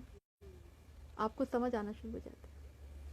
آپ کو شیطانی کاموں میں, آپ کو گناہ کے کاموں میں اٹریکشن فیل نہیں ہوتی. دس از ہدایت. آپ کو گناہ کے کاموں میں اٹریکشن ہی نہیں فیل ہوگی. کہیں ہو بھی رہا ہوگا تو آپ کا دل ہوگا کہ میں نہ ہی جاؤں, میں اس کے قریب سے بھی نہیں گزروں. آپ کو بالکل پسند نہیں آئے گی وہ چیز. آئیں گی پسند؟ ایک ایمان والی عورت کو اگر کہہ دیا جائے, میں آپ کو کہہ دوں کہ جی یہاں پہ سب کوئی تقریب ہو رہی ہے کہیں پہ, اور آپ بے پردہ چلے جائیں, آپ جا سکتے ہیں؟ جا سکتے ہیں؟ کوئی نہیں جانا پسند نہیں آئے گا نا. آپ کو بے شمار کوئی لائبلٹیز ہوں, آپ کو بے شمار کوئی انسینٹیوز مل رہے ہوں وہاں جانے کے, تو بھی آپ نہیں جائیں گے, نہیں جائیں گے. یہ ہدایت شرع صدر, کھل جانا دل کا. آپ دیکھیں جب نبی کریم صلی اللہ علیہ وسلم کا جب وہ 4 سال کے تھے تو ان کا سینہ جو ہے وہ دھو کر, ان کا جو ہے نا اس میں حکمت بڑھ کر اور اس کو دوبارہ سے جب وہ حضرت علیمہ کے گود میں تھے، یہ جب کی بات ہے، ایک واقعہ یہ آیا تھا، ٹھیک ہے نا. اور پھر جو ہے نا اس کے بعد آپ دیکھیں کہ یہ ایک مانوی انداز میں یہ تو ہوا ہی تھا باقاعدہ، لیکن اصل میں جو مومنین کا ظاہر ہے ان کے ساتھ وہ عمل تو نہیں ہو سکتا، مگر مومنین کا بھی جب دل بدل جاتا ہے نا، جب دل بدل جاتا ہے تو پھر ان کو سمجھ آنی شروع ہو جاتی ہے کہ یہ جو ہے برائی. دیکھیں نا قرآن کے ناموں میں سے ایک نام فرقان بھی ہے نا، کہ آپ کو صحیح غلط الگ الگ کرنا شروع ہو جاتے ہیں. اس سے پہلے آپ جو ملے جلے عمل کر رہے تھے، کبھی آپ اللہ کے بندے ہو جاتے تھے، کبھی آپ اس ٹریک پہ چل جاتے تھے، کبھی اس ٹریک پہ آ جاتے تھے، کبھی آپ اس پہ چل جاتے، کبھی اس پہ چل جاتے، جہاں انسینٹیوز ملتے تھے وہیں چلے جاتے تھے. کسی نے کوئی وظیفہ بتا دیا، کوئی اس پہ چل پڑے، کسی نے کچھ بتا دیا، کوئی مشکل آ گئی، چلو جی نماز پڑھنے بیٹھ گئے، کوئی مشکل ہٹ گئی تو ہم کون اور عبادت کون. تو وہ بندہ مومن نہیں ہوتا. بندہ مومن وہ ہوتا ہے جو مشکل ہو یا آسانی ہو وہ رب کا ہی بندہ ہے. نیکی اور نیک باتیں اچھی لگنی شروع ہو جاتی ہیں. صراط مستقیم کی اللہ تعالی ہمیں دعا سکھا رہا ہے. قرآن میں آپ دیکھیں کہ سیدھی رائے یہ ہے کہ ہم دین اسلام پر چلنا شروع ہو جائیں. محمد صلی اللہ علیہ وسلم کے بتائے ہوئے دین پر ہم چلنا شروع ہو جائیں، وہ دین جو قرآن اور سنت میں محفوظ ہے. یعنی سیدھی رائے یہ بھی نہیں ہے کہ آپ فرقوں کی تعلیم لینا شروع ہو جائیں. میں بعض اوقات جب دیکھتی ہوں کہ لوگ آپ کو پتہ ہے بہت سارے مدرسے ہیں، بہت سارے لوگ دین کی تعلیم کے لیے، اور وہ آپ کو پتہ ہے کتنا اس کو سیلیبریٹ بھی کیا جاتا ہے. تو میں سوچتی ہوں کہ کاش کہ یہ صرف قرآن اور سنت کے ہی دین پہ ہوتے، صرف قرآن اور سنت پہ ہی عمل کرتے رہتے تو کتنا اچھا ہوتا نا ان کے لیے. فرقہ نہ بناتے، فرقے میں نہ پڑھتے، کتنا اچھا رہتا. کیونکہ فرقہ واریت آپ کو جو ہے نا تباہ و برباد کر دیتی ہے. آپ دین پر عمل کرنے کی کوشش کر بھی رہے ہوتے ہیں اور آپ کا عمل قبول بھی نہیں ہو رہا ہوتا. ٹھیک ہے نا. تو اگر کوئی ایسی آپ کو پلیس مل جائے، کوئی ایسی جگہ مل جائے جہاں پہ آپ کو قرآن اور سنت کھول کھول کر بیان کیا جا رہا ہو، تو یہ وہ تو آپ کے لیے سمجھے کہ دنیا میں ہیون ہے آپ کے لیے نا، جنت ہے آپ کے لیے جیسے. تو وہ جگہ تو آپ کے لیے بہت قیمتی ہوتی ہے. اور اگر آپ کو ایسا علم مل جائے، اس سے بڑا تو علم کوئی ہو نہیں سکتا جو آپ کو قرآن اور سنت کھول کھول کر بیان کرے اور وہ اللہ سے جوڑے. یہ نشانی ہوتی ہے، استاد کی نشانی بھی ہے یہ کہ وہ اپنے سے نہ جوڑے، وہ آپ کو رب سے جوڑے، کیونکہ وہ خود بھی رب کا ہی ہے. اس کو پتہ ہے کہ میں بھی رب سے ہی جڑا ہوا، تو یہ بھی بندہ رب کا ہے، ہم سب رب کے بندے. ہم نے رب سے جوڑنا ہے، سب کو قرآن سے جوڑنا ہے، حدیث سے جوڑنا ہے، مسئلے کی کتابوں سے نہیں جوڑنا. تو یہ ہے صراط مستقیم. صراط مستقیم آپ کو قرآن میں ملے گا اور سنت میں ملے گا. قرآن کھولنے سے ملے گا اور سنت کی کتابیں، حدیث کی کتابیں کھولنے سے ملے گا صراط مستقیم. اور کہیں سے اگر آپ کو کوئی آپ کو دعویٰ بھی کرے نا تو اس کو ایکسیپٹ نہ کرے. جیسے وہ تراویح والی بات پہ کتنا زیادہ ہوتا ہے. آپ دیکھیں موطا امام مالک پڑھیے، جہاں کھول کے دیکھ لیں، میں نے تو ہائی لائٹ بھی کیا ہوا ہے. یہ لائبریری آپ کے سامنے ابھی پڑھی ہوئی ہے، کھول کے دیکھ لیں. حضرت عمر نے 8 تراویح کا ہی حکم دیا تھا اور 3 وتر، 11 رکعت کا ہی، اور وہ صحیح حدیث ہے. تو میں ہمیشہ سوچتی ہوں کیوں لوگوں کو وہ کنفیوز. اچھا اس کے بعد ہے نا بعض اوقات لوگ ہے نا اینڈ میں آ کے نا جب بھی کلاس ہوتی ہے کہ مجھے بتاتے بھی ہیں کہ نا ویسے تو یہی آسان ہوتا ہے باجی، ہم یہی پڑھ لیں نا، پھر ہمارے گھر والے نہیں مانتے، ہم یہ کر لیں نا، ہمیں گناہ تو نہیں ہوگا نا. ابھی وہی تھا نا سیشن ہوا تھا، اس میں کئی لوگ میرے پاس تو میں نے کہا اللہ کے اوپر بھروسہ کر کے آپ عمل کریں اس پر اور قیام لمبا کریں. اصل جو پسندیدہ ہے طوالت، قیام کی طوالت جو ہے وہ پسندیدہ ہے نفلوں میں. ٹھیک ہے نا. تو وہ بات تو وہیں پڑ جائے گی، تو پھر کیوں نہ سنت پہ عمل کر لیا جائے جب سنت میں ایک چیز موجود ہے. ٹھیک ہے نا. اور صحیح بخاری کی حدیث ہے جو میں نے آج دن بھی آپ کو بتائی تھی کہ حضرت عائشہ کہتی ہیں کہ رسول اللہ صلی اللہ علیہ وسلم کی رمضان اور غیر رمضان میں جو قیام اللیل ہوتی تھی، جو رات کی نماز تھی، وہ 8 سے زیادہ نہیں ہوتی تھی. 4 رکعت پڑھتے اور ان کے طول حسن کا کیا کہنا، 4 رکعت پڑھتے پھر ان کے طول حسن کا کیا کہنا. ٹھیک ہے نا. تو جب ہمیں بس ایک واضح طور پہ موجود ہے چیز، تو ہم اپنے آپ کو کیوں مشکل میں ڈالتے ہیں، کیوں اس چیز کے پیچھے جاتے ہیں کہ جی نہیں یہ فلانا فرقہ یہ کہتا ہے، فلانی جگہ پہ یہ ہوتا ہے، فلانا پہ یہ ہوتا ہے. آپ کا جو نصاب ہے وہ قرآن و سنت ہے، اور اسی نصاب میں سے جو ہے آخرت میں سوال آئیں گے، تو اس نصاب پر عمل کریں نا پھر ہم. ٹھیک ہے نا. تاریخ کی کتابوں میں سے، تفقہ میں سے، فقہ کی کتابوں میں سے آپ کے سوال نہیں آنے والے. یہ ہر دور میں آتے رہے ہیں. دیکھیں مختلف ائمہ کرام ہے نا، ہم ان سب کی عزت کرتے، مگر وہ اپنے دور کے تھے نا. تو ہر دور میں ویسے تو اجتہاد ہونا بھی چاہیے، جہاں پہ کوئی اجتہادی معاملات آ جائیں، اور ہر دور میں آپ کو نئے سرے سے بتانا چاہیے کہ قرآن اور سنت میں کیا بتایا گیا. ٹھیک ہے نا. صحیح ہے. تو یہ ہے صراط مستقیم کا، کہ اہدنا الصراط المستقیم. ہمیشہ دعا اپنے لیے صراط مستقیم کی مانگا کریں، بچوں کے لیے دعا مانگا کریں، اور ہمیشہ صراط مستقیم. اچھا یہ بھی ہے نا، مسلسل دعا مانگا کریں. ایون جب کوئی ڈیسیژن بھی لینا ہو، کچھ بھی ہو، ہمیشہ آپ اپنے لیے دعا مانگیں کہ اللہ تعالیٰ سیدھی راہ پہ لگا، سیدھی راہ پہ ہمیں لگا دے. اور سیدھی راہ، اچھا ایک اور بات، سیدھی راہ واقعی سیدھی ہوتی ہے، اس میں کوئی ٹیڑھ نہیں ہوتی. ایک دفعہ وہ نبی کریم صلی اللہ علیہ وسلم کا وہ واقعہ آتا ہے نا کہ ایک لائن کھینچی تھی، پھر اس کے ارد گرد ٹیڑھ میں، بولے یہ سارے راستے جو ہے وہ شیطان کے، اور یہ جو سیدھا راستہ جا رہا ہے یہ اللہ کی طرف جا رہا ہے. یہ صراط مستقیم. ٹھیک ہے. پھر اور سیدھی راہ کی مزید، صراط مستقیم کی مزید ایکسپلینیشن آ رہی ہے، صراط الذین انعمت علیہم غیر المغضوب علیہم ولا الضالین آمین. وہ سیدھی راہ جو ہے وہ انبیاء کا راستہ ہے، شہداء کا راستہ ہے، صحابہ کرام کا راستہ ہے، صدیقین کا راستہ ہے، صالحین کا راستہ ہے.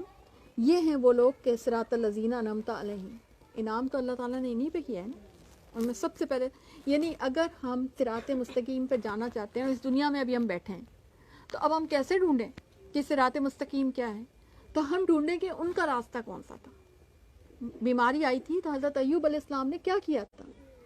کوئی مشکل درپیش ہوئی تھی، کوئی شرمندگی کا معاملہ تھا، حضرت یونس علیہ السلام نے مچھلی کے پیٹ میں بیٹھ کے کیا پڑھا تھا؟ ہم انبیاء کرام کو دیکھیں گے. نبی کریم صلی اللہ علیہ وسلم پہ اگر کوئی مشکل پیش آئی ہے، مگر نبی کریم صلی اللہ علیہ وسلم کی زندگی میں جو معاملات تھے، ہم ان کو دیکھیں گے اور انہوں نے کیا عمل کیا تھا، ہم وہی عمل کریں گے. ٹھیک ہے. صحابہ کرام نے، صحابیات نے پردے پہ عمل کیسے کیا تھا؟ میں نے آپ کو بتایا تھا نا کہ جب پردے کے احکامات آئے تھے تو سب نے راتوں رات اپنے گھر کی چادروں، پردوں کو اپنی جلباب بنایا تھا، اور جب صبح فجر کی نماز کے لیے وہ نکلی تھی باجماعت نماز ادا کرنے کے لیے، تو سب کی سب جلباب میں تھی.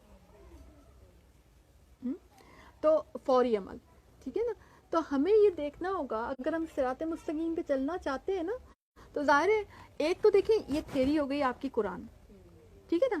اور پریکٹیکل، کیونکہ انسان جو ہے نا، انسان کی نفسیات ہے، پریکٹیکل چیزوں سے زیادہ وہ تقویت پکڑتا ہے. تھیری سے بعض اوقات انسان تدبر تو لے لیتا ہے، مگر اس کے باوجود اسٹل اس کو جو ہے پریکٹس کے لیے اس کو ایگزامپلس کی ضرورت ہوتی ہے. تو وہ ایگزامپلس کون ہیں؟ انبیاء کرام ہیں، صحابہ کرام ہیں. ٹھیک ہے. اور سب سے بڑھ کر انبیاء کرام میں نبی کریم صلی اللہ علیہ وسلم ہیں، اور باقی انبیاء کرام بھی. آپ دیکھیں سورہ یوسف ہم کیوں پڑھتے ہیں؟ ان کی زندگی کو دیکھنے کے لیے نا. وہ پوری ایک ہی جگہ پہ یہ قصص جو ہے وہ بیان کر دیا گیا. اور سیرت یوسف ہی میں کیا کچھ ہمیں سیکھنے کے لیے. میں ہمیشہ کہتی ہوں میری فیورٹ ترین صورتوں میں سے ایک ہے، کیونکہ ہم ہر دفعہ کچھ نہ کچھ سیکھتے ہیں، اور سب سے بڑا ان کا کیریکٹر فل ہونا سیکھتے ہیں. ایک مومن کا کیریکٹر کیسا ہوتا ہے، صرف عفت کے لحاظ سے نہیں، ویسے بھی مدبر ایک کیریکٹر کہ جہاں پہ ہر انسان جو ہے برا سلوکی کر رہا ہے مگر وہ اپنی اچھائی پر ہی آمادہ ہے. یہ مومن ہوتا ہے. ٹھیک ہے نا. تو ہم یہ دیکھیں گے، اور آپ دیکھیں قرآن میں سارے جو واقعات ہیں انبیاء کرام کے واقعات، وہ سب بکھرے ہوئے ہیں، موتیوں کی طرح بکھرے ہوئے ہیں. تو ہم ان سے سیکھیں گے کہ کیسے عمل کیا. اگر صحابیات کا معاملہ ہے، اور آپ دیکھیں وہ 4 خواتین کا معاملہ آتا ہے، سورہ قصص میں آتا ہے، تو وہ سارا ہماری جو ہے نا اس کے لیے ہے کہ ہماری اس میں تربیت ہو جائے. ہم پڑھ لیتے ہیں، واقعات کے طور پہ لے لیتے ہیں، کہانی کے طور پہ لے لیتے ہیں، جیسے کہ نیٹ فلیکس میں ہم نیٹ فلیکس ہی کہتے ہیں اس کو، ہم وہاں پہ دیکھ کے آگے، اور پھر عمل وہیں کا وہیں رہتا ہے ہمارا. ٹھیک ہے. نہیں، وہ جو واقعات ہیں جو قرآن میں بیان ہو گئے، وہ ہماری زندگی بدلنے کے لیے، ان کا اثر ہماری زندگی پہ آنا چاہیے، ان کا رنگ ہماری زندگی پہ چڑھنا چاہیے، وہ اس لیے ہوتے ہیں، وہ ہمیں ڈائے کرنے کے لیے آتے ہیں، وہ ہمیں رنگ میں رنگنے کے لیے آتے ہیں، ٹھیک ہے نا. انسان مومن کا اپنا کوئی رنگ نہیں ہوتا، وہ تو اللہ تعالیٰ اس پہ جو رنگ چڑھا دے بس وہی رنگ اس کا ہوتا ہے. وہ رب کی مرضی کے رنگوں میں جو ہے نا، کبھی جو رب کی مرضی کا رنگ یہ تو وہ اس رنگ میں ہوتا ہے، کبھی رب کی مرضی کا رنگ یہ تو اس رنگ میں ہوتا ہے. وہ رب کی مرضی کے رنگوں میں رنگتا چلا جاتا ہے اور وہ بڑا رنگین ہوتا چلا جاتا ہے، وہ بڑا پر رنگین چیزیں کہتے ہیں نا، رنگین مومن ہوتا ہے، کیونکہ رب کی رنگینیوں میں وہ رنگتا چلا جاتا ہے. ٹھیک ہے، تو یہ جو ہے، یہ کوئی جو ہے صراط مستقیم، ہم پہلی بات تو یہ کہ ہم اپنے علم اور اپنی ذہانت سے حاصل نہیں کر سکتے. اس کے لیے کس چیز کی ضرورت پڑے گی؟ نمبر 1 دعا، اور نمبر 2 کہ ہم یہ دیکھیں کہ پریکٹس جن لوگوں نے کی ہے ان کی پریکٹس کیا تھی، تو ان کے نقشے قدم پر ان کی اتباع کرنے سے بھی ہم صراط مستقیم پر امید ہے کہ چڑھ ہی جائیں گے، ورنہ تو ہم سائڈ پہ کہیں چل رہے ہوں گے. ٹھیک ہے نا. لیکن جب ہم پریکٹس دیکھیں، پریکٹس اگر کوئی بھی کر رہا ہے، کوئی ایتھلیٹ ہے مثلاً، آپ نے جو ہے نا ریس لگانی ہے، آپ نے سیکھنا، دوڑنا سیکھنا ہے تیز، تو آپ اسی کے ٹریک پہ جب آپ جائیں گے، اگر آپ ایک طرف کچا ٹریک ہے اور ایک طرف اس کا ٹریک ہے، تو اس کے ٹریک پہ چل کر جب آپ چلیں گے تبھی آپ اس کی لیول پہ پہنچیں گے نا. پریکٹس تو اسی کو کہیں گے. آپ کے نہیں جی تم ادھر چلو، میں تو ادھر کچے پہ ہی صحیح ہوں، ٹھیک ہے، تم ادھر چلتے رہو، میں ادھر ہی صحیح ہوں، تو آپ وہ پریکٹس کبھی بھی نہیں کر سکیں گے. ٹھیک ہے نا. تو وہ جو حالات و واقعات پیش آئے، مثلا میں ہمیشہ سوچتی ہوں جب حضرت خدیجہ رضی اللہ تعالیٰ عنہ کی ڈیتھ ہوئی تھی، نبی کریم صلی اللہ علیہ وسلم کو کتنا غم کا پہاڑ تھا نا، اور وہ ویسے بھی غم کا سال قرار دیا تھا نبی کریم صلی اللہ علیہ وسلم نے، کیونکہ حضرت عبد المطلب کی بھی ڈیتھ ہو گئی تھی، ابو طالب کی بھی ڈیتھ ہو گئی تھی انہی آس پاس میں، تو بے شمار ایسے واقعات ہوئے تھے. تو میں سوچتی ہوں کہ کتنا غمگین معاملہ تھا، یعنی نبی کریم صلی اللہ علیہ وسلم پہ دکھ بھی آئے، پریشانیاں بھی آئیں. اگر ہم تو دیکھیں آئیڈیل زندگی چاہتے ہیں. اچھا، ہمارے پر ذرا سا بھی کوئی غم آ جائے نا تو ہم فوراً سب سے پہلے جس سے بدگمان ہوتے ہیں تو شاید وہ رب کی تقدیر یا پھر رب سے ہی ہو جاتے ہیں کہ ہم پر کیوں آئی، وہ فلانا جو تھا اس پہ کیوں نہیں آئی. تو انبیاء کرام پہ بہت مشکل حالات بھی آئے اور انہوں نے فیس کیا اور اس سے وہ نکلے. ٹھیک ہے نا، اور اس کو رب کی رضا سمجھ کے اس کو قبول کر لیا. یہ رویے تو آپ کے دیکھے جا رہے ہیں کہ آپ رب کی رضا سمجھ کر کیا کچھ قبول کر لیتے ہیں. جتنی آپ کی قبولیت کا جو دائرہ اور وسعت بڑھتی چلی جائے گی رب کی رضا سمجھ کر، اتنا ہی زیادہ آپ کے ہاں آپ کا اللہ کے ہاں درجہ بڑھتا چلا جائے گا نا. ہم اس بات کو نہیں سمجھتے نا بعض اوقات. ٹھیک ہے نا. تو یہ ایکسپلینیشن ہو گئی کہ صراط مستقیم کون سا؟ صراط الذین انعمت علیہم. ایک تو قرآن و سنت سے آپ کو ملے گا، دوسرا یہ کہ ان لوگوں کی پریکٹس آپ دیکھیں گے. اچھا، اب وہ ان کا ہرگز نہیں ہو سکتا غیر المغضوب علیہم ولا الضالین، کہ جو مغضوب ہو گئے. مغضوب ایک تو جو ہے یہود علماء کرام کہتے ہیں، اور علیہم ولا الضالین، ضالین جو ہے وہ عیسائی، یعنی ان کا راستہ نہیں ہو سکتا. یعنی اگر آپ ان کے راستے پہ چل رہے ہیں تو پھر آپ صراط مستقیم پہ نہیں، اور اگر آپ صراط مستقیم پہ چل رہے ہیں تو پھر آپ ان کے راستے پہ نہیں چل سکتے. ٹھیک ہے نا. اور مغضوب میں اور ضالین میں جنرلی ہر وہ انسان ہو سکتا ہے جس پہ اللہ تعالیٰ غضبناک ہوا، یا جو اللہ کے غضب کو دعوت دیتا ہے، یا جو بھٹک گیا، خود جانتے بوجھتے بھٹک گیا. ٹھیک ہے نا. اچھا، اب آپ دیکھیں یہود کے پاس علم بہت تھا مگر عمل نہیں تھا. ان کے تو عالم مشہور تھے، کتابیں تو ایسی وہ پڑھتے تھے اور ایسا وہ ان کا تھا، لیکن وہ حدیث میں آتا ہے نا کہ آخر زمانے میں لوگ آئیں گے کہ قرآن پڑھیں گے مگر قرآن ان کے حلق سے نیچے نہیں اترے گا. حلق پر آ کر آپ کے سارے مخارج ختم ہو جاتے ہیں. سارے مخارج کا جو معاملہ ہے وہ حلق تک ہے نا. حلق پہ آ کے، حلق سے آگے تو دل شروع ہوتا ہے نا، آپ کی باڈی شروع ہوتی ہے، آپ کی حرکتیں شروع ہوتی ہیں، آپ کے اعمال شروع ہوتے ہیں. یہاں تک اگر اچھا آپ نے قرآن کر لیا تو یہ تو کوئی ایسی بات نہیں ہے، تو قرب قیامت کی ایک علامت ہی قرار دے دی اللہ کے نبی صلی اللہ علیہ وسلم نے. اصل ہے کہ آپ کا جو قرآن ہے وہ دل تک اترے، آپ کا نیچے اترے. اور حلق میں آپ دیکھیں بعض اوقات حلق میں جو اٹکی ہوئی چیز ہوتی ہے وہ تو ویسے ہی آپ کو پرابلم دیتی ہے، وہ نہ اگل سکتے ہیں نہ آپ نکل سکتے ہیں. ٹھیک ہے نا. تو یہ جو یہود تھے ان کے پاس بھی علم بہت تھا مگر اس پر عمل نہیں کرتے تھے. بلکہ علم کو تو یہ انہوں نے بزنس بنا رکھا تھا، فتوے اپنی مرضی کے بانٹتے پھرتے تھے. اور عیسائیت کا معاملہ یہ تھا کہ عمل پھر بھی یعنی تھوڑا بہت کرتے تھے، مگر علم بالکل ہی نہیں تھا. دعالین یعنی بالکل ہی بھٹکے ہوئے تھے، علم تو حاصل ہی نہیں کرنا چاہتے تھے یہ لوگ. اور یہ دونوں ہی صفات ہماری قوم میں ہیں، دونوں کیٹیگریز موجود ہیں. ایک وہ کیٹیگری ہے جو علم حاصل ہی نہیں کرتا ہے، عمل میں ہی بس وہ کہتے ہیں بس بھائی ہم سے اتنا ہم تو بہت عمل کرتے ہیں. آپ بتائیں، مجھے لوگ ملتے ہیں، میں ان کو کہتی ہوں دورہ قرآن اٹینڈ کریں یا قرآن کی کلاس اٹینڈ کریں، لائیو اٹینڈ، تو مجھے پوری ڈیٹیل بتانا شروع. باجی صبح اٹھتے ہیں ہم سورہ یاسین پڑھتے ہیں، 2 پارے ہم ایسے پڑھ لیتے ہیں، یہ ہم پڑھ لیتے ہیں، وہ پڑھ لیتے ہیں، وہ فلانی تسبیح کرتے ہیں. صحیح ہے، بہت اچھی بات ہے، آپ نے پڑھی، سمجھ کر کتنا پڑھا. اور اس کے بعد کیا کرتے ہیں؟ اس کے بعد دینا مارننگ شو دیکھتے ہیں، اس کے بعد ہم ٹی وی دیکھتے ہیں، اس کے بعد ہم ساری دنیاوی کام کرتے ہیں. یعنی ہم نے ایک کھانا بنا دیا نا بھئی، یہ عبادت کا کھانا ہے، 1-1.5 گھنٹے ہم نے عبادت کی دے دی، اس کے بعد بس بھائی اللہ تعالیٰ اتنے ہی عابد بن سکتے ہیں اب ہم، ٹھیک ہے، اب ہم کریں گے اپنی مرضی والے کام.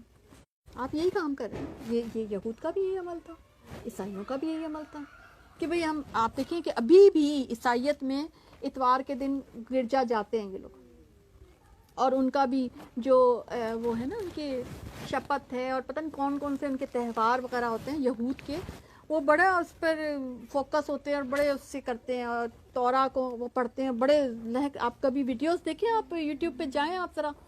اور بیت المقدس کا جو جھگڑا ہے وہ بھی تو یہی چل رہا ہے. یعنی اللہ کا معاملہ کہاں سے کہاں پہنچ گیا اور وہ ابھی تک وہیں اٹکے ہوئے ہیں. یعنی نبی کریم صلی اللہ علیہ وسلم آخری نبی کے طور پہ آ کے اور وہ جا بھی چکے، اور وہ ابھی تک اپنے نبی پر ہی فوکس ہے. تو ان کا تو دین ہی قبول نہیں ہوگا، کیونکہ ان کو اور حکم تھا کہ آگے بڑھیں، ترقی کرنے کا حکم تھا، آگے بڑھیں، نبی کریم صلی اللہ علیہ وسلم پر بھی ایمان لے کر آئیں، قرآن پر بھی ایمان، صرف اپنی کتاب پہ فوکس نہیں ہونا، ٹھیک ہے نا. یہ جو تھی، یہ جو تدریج تھی اللہ کی طرف سے تھی نا، پہلے یہ کتاب آئی، پہلے کتاب، یہ تھوڑی حکم تھا کہ اپنی اپنی کتابوں کو پکڑ کے بیٹھ جانا. اور یہ ہمیں بھی سیکھنے کی ضرورت ہے. آپ دیکھیں ہمارے یہاں جب تعلیم کی بات ہوتی ہے تو ہمارے بہت سارے فرقے اپنی اپنی جو سلیبس والی کتابیں ان کو پکڑ کے بیٹھے ہوتے ہیں. ان کو کتنے ہی سمجھا دیں، قرآن پڑھیں، حدیث پڑھیں، کہتے نہیں ہماری فرقے کی کتاب کافی ہے ہماری، ہم وہی پڑھیں گے. تو کیا آپ کے فرقے کی کتاب کے اس پر اللہ تعالیٰ آپ کو بخش دے گا؟ یا اللہ کیا آپ پیش کر سکتے کہ جی ہم نے فلانی فرقے کی کتاب ہم نے پڑھ لی تھی مگر قرآن و سنت نہیں پڑھا تھا؟ اللہ تعالیٰ قرآن و سنت کے بارے میں پوچھے گا نا آپ سے. تو یہ ان کے اعمال تھے جو کہ گمراہ کن اعمال تھے، اور انہوں نے جو ہے نا اللہ ظاہر اللہ کے غضب کو دعوت دی، اللہ ان پہ غضبناک ہوا. اب ہمیں یہ حکم ہے کہ من تشبہ بقوم فہو منہ، جو جس قوم کی مشابہت کرے گا وہ انہی میں سے. یعنی اسلام کا اپنا کلچر ہے، اسلام کی اپنی دعوت ہے، اسلام کا اپنا ایک نظام ہے، آپ اسی کے دائرہ کار میں لیں، اور وہ دقیانوسی ہرگز نہیں. اچھا، ہم لوگ اسلام پر عمل کر کے اسلام کو ہم ماڈرن نہیں سمجھتے، حالانکہ اسلام از ویری مچ ماڈرن نا. مجھے تو ایک مسلمان عورت سب سے ماڈرن عورت لگتی ہے کہ ابایا میں ایک فل کورڈ عورت، مطلب میری نظر سے اگر کوئی دیکھے نا تو مجھے لگتا ہے کہ سب سے ماڈرن عورت تو یہ ہے جو فل کورڈ اور خوبصورت انداز میں باوقار کیریکٹر فل ایک لیڈی جو چلی جا رہی ہے، کوئی اس کو دیکھ نہیں سکتا، کوئی اس کی جھلک بھی نہیں پا سکتا.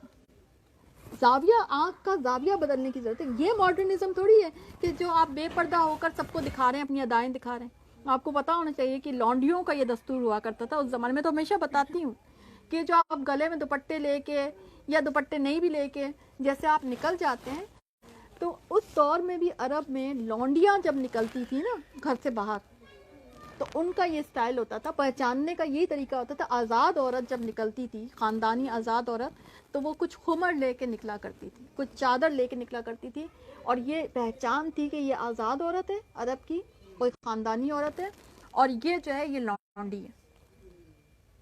آپ آج بھی دیکھیں کہ آپ اگر اس میں دیکھ لیں میڈس وغیرہ کا طریقہ دیکھ لیں تو میڈس وغیرہ اتنی اپنے پردے وغیرہ کا اتنا خیال نہیں رکھتی. ایسا ہی ہے نا. اچھا، اب اگر آپ شادیوں پہ جیسا آپ کا حال ہوتا، آپ کا میڈ والا حال نہیں ہوتا. برا نہیں لگنا چاہیے آپ کو، میں بالکل سیریس بات کہہ رہی ہوں، میڈ والا حال ہی ہوتا ہے. مجھے تو لٹرلی سوری ٹو سے، مگر مجھے کچھ میڈ والی وہ حرکتیں لگ رہی ہوتی ہیں، کیونکہ کچھ لونڈیوں والی، کچھ طوائفوں والی حرکتیں ہوتی ہیں. وہ آپ فل تیاری کے ساتھ آپ مردوں کو دکھا رہی ہوتی ہیں اور فل تیاری کے ساتھ آپ گھوم پھر رہی ہوتی ہیں. شیطان تو بڑا خوش ہوگا اور اللہ سخت ناراض اس پہ. تو ایسی کوئی حرکت نہیں کرنی کہ جس سے آپ اس قوم کی مشابہت کے اس میں چلی جائے. اب اس میں آپ دیکھیں آپ کی جو کلچر میں ایسی بہت سی چیزیں آ گئی، مثلا برتھ ڈے منانا، مثلا ویلنٹائن ڈے منانا، مثلا یہ ہیلن ڈے کون سا ہوتا ہے وہ بنانا، اینیورسریز کرنا. شادیاں آج کل تو وائٹ ڈریس پہننے کا شوق ہو گیا، اور وہ جو ٹیل والی شرٹ جو ہوتی ہے وہ پرہیپس اسے سے آئی ہو. اچھا یہ بھی ایک ہو گیا نا مسجد میں نکاح کرنا. میں نے کہا وہ گرجا والا سے مجھے لگ رہا ہے کہ وہ ہو گیا، کیونکہ نا اب یہ ٹرینڈ چل پڑا ہے کہ مسجد میں پہلے نکاح کر دیتے ہیں. بھائی جب نکاح ہو گیا تو پھر رخصت ہی ہو جانی چاہیے، یا پھر آپ نکاح بھی اسی میں کر لیں، اسی تقریب میں کر لیں. کچھ تو اس میں کوئی اللہ کا حکم جاری رہنے دے اس میں جو آپ نے شادی کی تقریب رکھی ہے. یہ دیکھیں کتنا ہو گیا نا کہ نکاح الگ کر دیتے ہیں وہ مسجد میں، اور پھر اس کے بعد جو ہے نا ایک شادی. ہم کہتے ہیں کہ بھئی ہم برکتیں لے لیں، پھر ہم ہماری مرضی جو دل چاہے کریں. ٹھیک ہے. اور وہ جو میں نے آپ کو پہلے ہی بتایا تھا، وہ جو کنیا دان ہوتا ہے ہندوؤں میں، کنیا دان ہوتا ہے، وہ ماں باپ لے کے آتے ہیں، پھر اس میں کنیا دان کرتے ہیں، وہ باندھتے بونتے ہیں جو کرتے ہیں. آپ دیکھیں ہمارے ہاں جو انٹری ہوتی ہے آج کل جو لڑکی کی کنیا دان کے لیے ہوتی ہے، سوری ٹو سے بٹ لگتا ایسے ہی ہے نا کہ کچھ عرصے پہلے تک ایسے نہیں ہوتی تھی. چلو آ رہی ہوتی تھی تو وہ اکیلی آ جاتی تھی، یا پھر دلہا کے ساتھ آ جاتی تھی، یا اپنی سہیلیوں کے ساتھ آ جاتی تھی. اب یہ زیادہ ٹرینڈ چلا ہے میرا خیال ہے انڈین فلمیں دیکھ دیکھ کے یا انڈین پروگرامس دیکھ کے کنیا دان کرنے کے لیے وہ آ رہے ہوتے ہیں ماں باپ کرنے کے لیے بھی دکھا رہے ہوتے ہیں ہم بھائی پتہ ہے سب کو ماں باپ تم ہی ہو. ٹھیک ہے. لیکن آپ دیکھیں ہم نے کس چیز کو وہ کر لیا، اور یہ سارا ان کا کلچر ہوتا ہے. اور وہ شادی کو ان کے یہاں بہت بڑا ایونٹ ہوتا ہے ہندوازم میں. اچھا ہم نے تو کسی اس کو رہنے ہی نہیں دیا نا. یعنی انگریز سے ہم متاثر ہیں، ہندو سے ہم متاثر ہیں، یہودیوں سے ہم متاثر ہو جاتے ہیں. مطلب کوئی ایسی قوم مجوسیوں کی ہمیں پتہ چلنی چاہیے، بھی ہمیں شاید پتہ نہیں چلی، زیادہ ہم نے کلچر پڑھا نہیں ہے، شاید پڑھیں. ہم ہر ایک سے متاثر ہوتے ہیں. نہیں متاثر ہوتے تو مسلمان سے متاثر نہیں ہوتے، نہیں متاثر ہوتے تو انبیاء کرام سے متاثر نہیں ہوتے، جس میں ہمارے لیے خیر ہی خیر ہے. آئی سمجھ بات کہ یہ سب چیزیں جو ہم نے ڈال رکھی برتھ ڈے پہ لوگوں کو سمجھا کہ بھائی ہمارا نہیں ہے، آپ کون سی، آپ جس دن پیدا ہوئے تھے آپ چاند کے حساب سے کوئی اور تاریخ بن رہی ہے، ڈے کے حساب سے کوئی اور ہے، اور یہ جو آپ کی عیسوی کیلنڈر اس حساب سے آپ کا کوئی ہے، تو آپ 5-6 بنائیں پھر برتھ ڈے آپ، یا تو پھر اور آپ کا سال ویسے بھی کم ہو رہا ہے. مجھے برتھ ڈے کا تو مجھے کانسیپٹ ہی نہیں سمجھا نا، اینیورسریز کا آتا ہے نا مجھے برسی کا کانسیپٹ، کہاں سے یہ آ جاتی ہے چیزیں.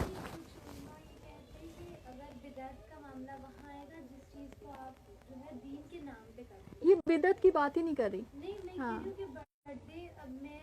وہ مشابہت کے اس میں چل جائے گی نا، مشابہت بھی تو منع ہے. ہاں مطلب کہ جب میں نے سوال کیا تو انہوں نے کہا کہ اگر آپ دین کے نام پر کر رہے ہو کہ ہمارے دین میں ایسا ہے اس لیے ہم ایسا کر رہے ہیں تو پھر تو یہ گناہ ہوگا. لیکن آپ اس کو دین سے نہیں جوڑ رہے کہ ہم ایک تقریب کر رہے ہیں، ایک خوشی کر رہے ہیں، تو پھر اب وہ گناہ ہے. دیکھیے ہماری تقریب اور ہماری خوشی بھی عین اسلام کے انڈر ہونی چاہیے. ٹھیک ہے نا. مثلا عقیقہ آپ کریں، اگر آپ کو بچے کی خوشی کرنی ہے آپ عقیقہ کر لیں. خوشیوں کے بھی سارے ہمیں مواقع اللہ اور اللہ کے نبی صلی اللہ علیہ وسلم نے ہمیں بتا دیے. فتح مکہ ہوا تھا تو اس میں سیلیبریشن نہیں تھی، کلمہ پڑھتے ہوئے اللہ اکبر پڑھتے ہوئے. یعنی اس طرح سے معراج کا واقعہ ہوا تھا تو معراج کے بعد بھی کئی عرصے نبی کریم صلی اللہ علیہ وسلم حیات رہتے مگر کوئی رات اس کو منائی نہیں گئی تھی، ان کی سیلیبریشن نہیں تھی. ٹھیک ہے نا. بچے اس زمانے میں بھی ہوتے تھے، صحیح ہے، مگر کوئی اس کی پیدائش نہیں ہوتی تھی. چلیں اگر وہ نہیں چلے ہم یہ کہیں ہر سال نہیں تو کوئی تو چیز ہو سکتی تھی نا بھائی کہ بھائی چلو ہر مہینے بعد بنا لیں، اس کی خوشی منا لیں، چلو یا چلو 2 سال بعد. مطلب ان کے اگر ہمیں کرنا بھی ہے نا تو انہی کو فالو کرنا پڑے گا. کیا ہم دیکھیں گے کہ بچوں کی پیدائش کی یا وہ اگر وہ خوشیاں مناتے تھے تو ان کی خوشیوں کا معاملہ جو ہے وہ ہمیں وہ خوشیاں بھی وہی، ان کا سیلیبریشن بھی وہی فالو کرنے پڑے گا جو کہ نبی کریم صلی اللہ علیہ وسلم کے دور میں تھی. ٹھیک ہے نا. غم بھی اسی انداز میں ہمیں منانا پڑے گا اور خوشی بھی اسی انداز میں منانی پڑے گی جو کہ سنت کی گلیوں میں رہ چکی ہے. ٹھیک ہے. اب اس میں ہم اپنے طور طریقے نہیں کر سکتے. نکاح جیسا اب حدیث میں آتا ہے نکاح سادہ ہونا چاہیے نا، سب سے بہترین نکاح وہ ہے جو کم خرچ ہو. ٹھیک ہے. اب اگر ہم اس میں اب اپنی سادگی کے ہر ایک کا اپنا اپنا وہ معیار کر لے، اپنا اپنا کر لے کہ بھئی میرا اتنا سادہ ہے، لیکن وہ سادی اپنی نیت کم از کم سادہ رکھے گا، ٹھیک ہے نا. اب اس میں ہم یہ نہیں کہہ سکتے کہ بھئی اس زمانے میں تو کیونکہ بچے نہیں تھے، یا تو وہ چیز ہو نہیں، تب تو ہم کہیں بھئی اس پہ اجتہاد کر لیتے ہیں، چلے بھئی ٹھیک ہے نا. اب اس زمانے میں بچے پیدا بھی ہوتے تھے، اور ہے نا اچھا دیکھیں اس زمانے میں بھی عیسائی بھی تھے، یہودی بھی تھے، ہو سکتا ہے اس زمانے میں بھی یہ کچھ نہ کچھ کرتے ہوں، مگر اس کے باوجود اس کی جو ہے نقل نہیں کی گئی. ایون روزے کے معاملہ جب ہوا تھا، محرم کا جو روزہ ہے اس میں اب روزہ تو ایک عبادت ہے، ٹھیک ہے. تو جب پتہ چلا کہ 10 محرم کا روزہ جو یہود کو مناتے ہیں، اور جب وجہ پتہ چلی کہ ان کو فرعون سے نجات ملی تھی، تو نبی کریم صلی اللہ علیہ وسلم نے فرمایا تھا کہ موسیٰ سے تو ہم زیادہ قریب ہیں، حضرت موسیٰ علیہ السلام سے ہم زیادہ قریب ہیں، ہم بھی رکھیں گے، ٹھیک ہے، لیکن ہم 9 اور 10 کا ملا کے رکھیں گے، ٹھیک ہے نا. یعنی کہیں بھی عبادت کا معاملہ تھا. اسلام کی اپنی ایک انڈیویجویلٹی کو نبی کریم صلی اللہ علیہ وسلم ایک برقرار رکھ کر گئے ہیں، اور اسی کو ہمارے لیے جو ہے نا چھوڑ کر گئے. ان کا اثاثہ بھی یہی.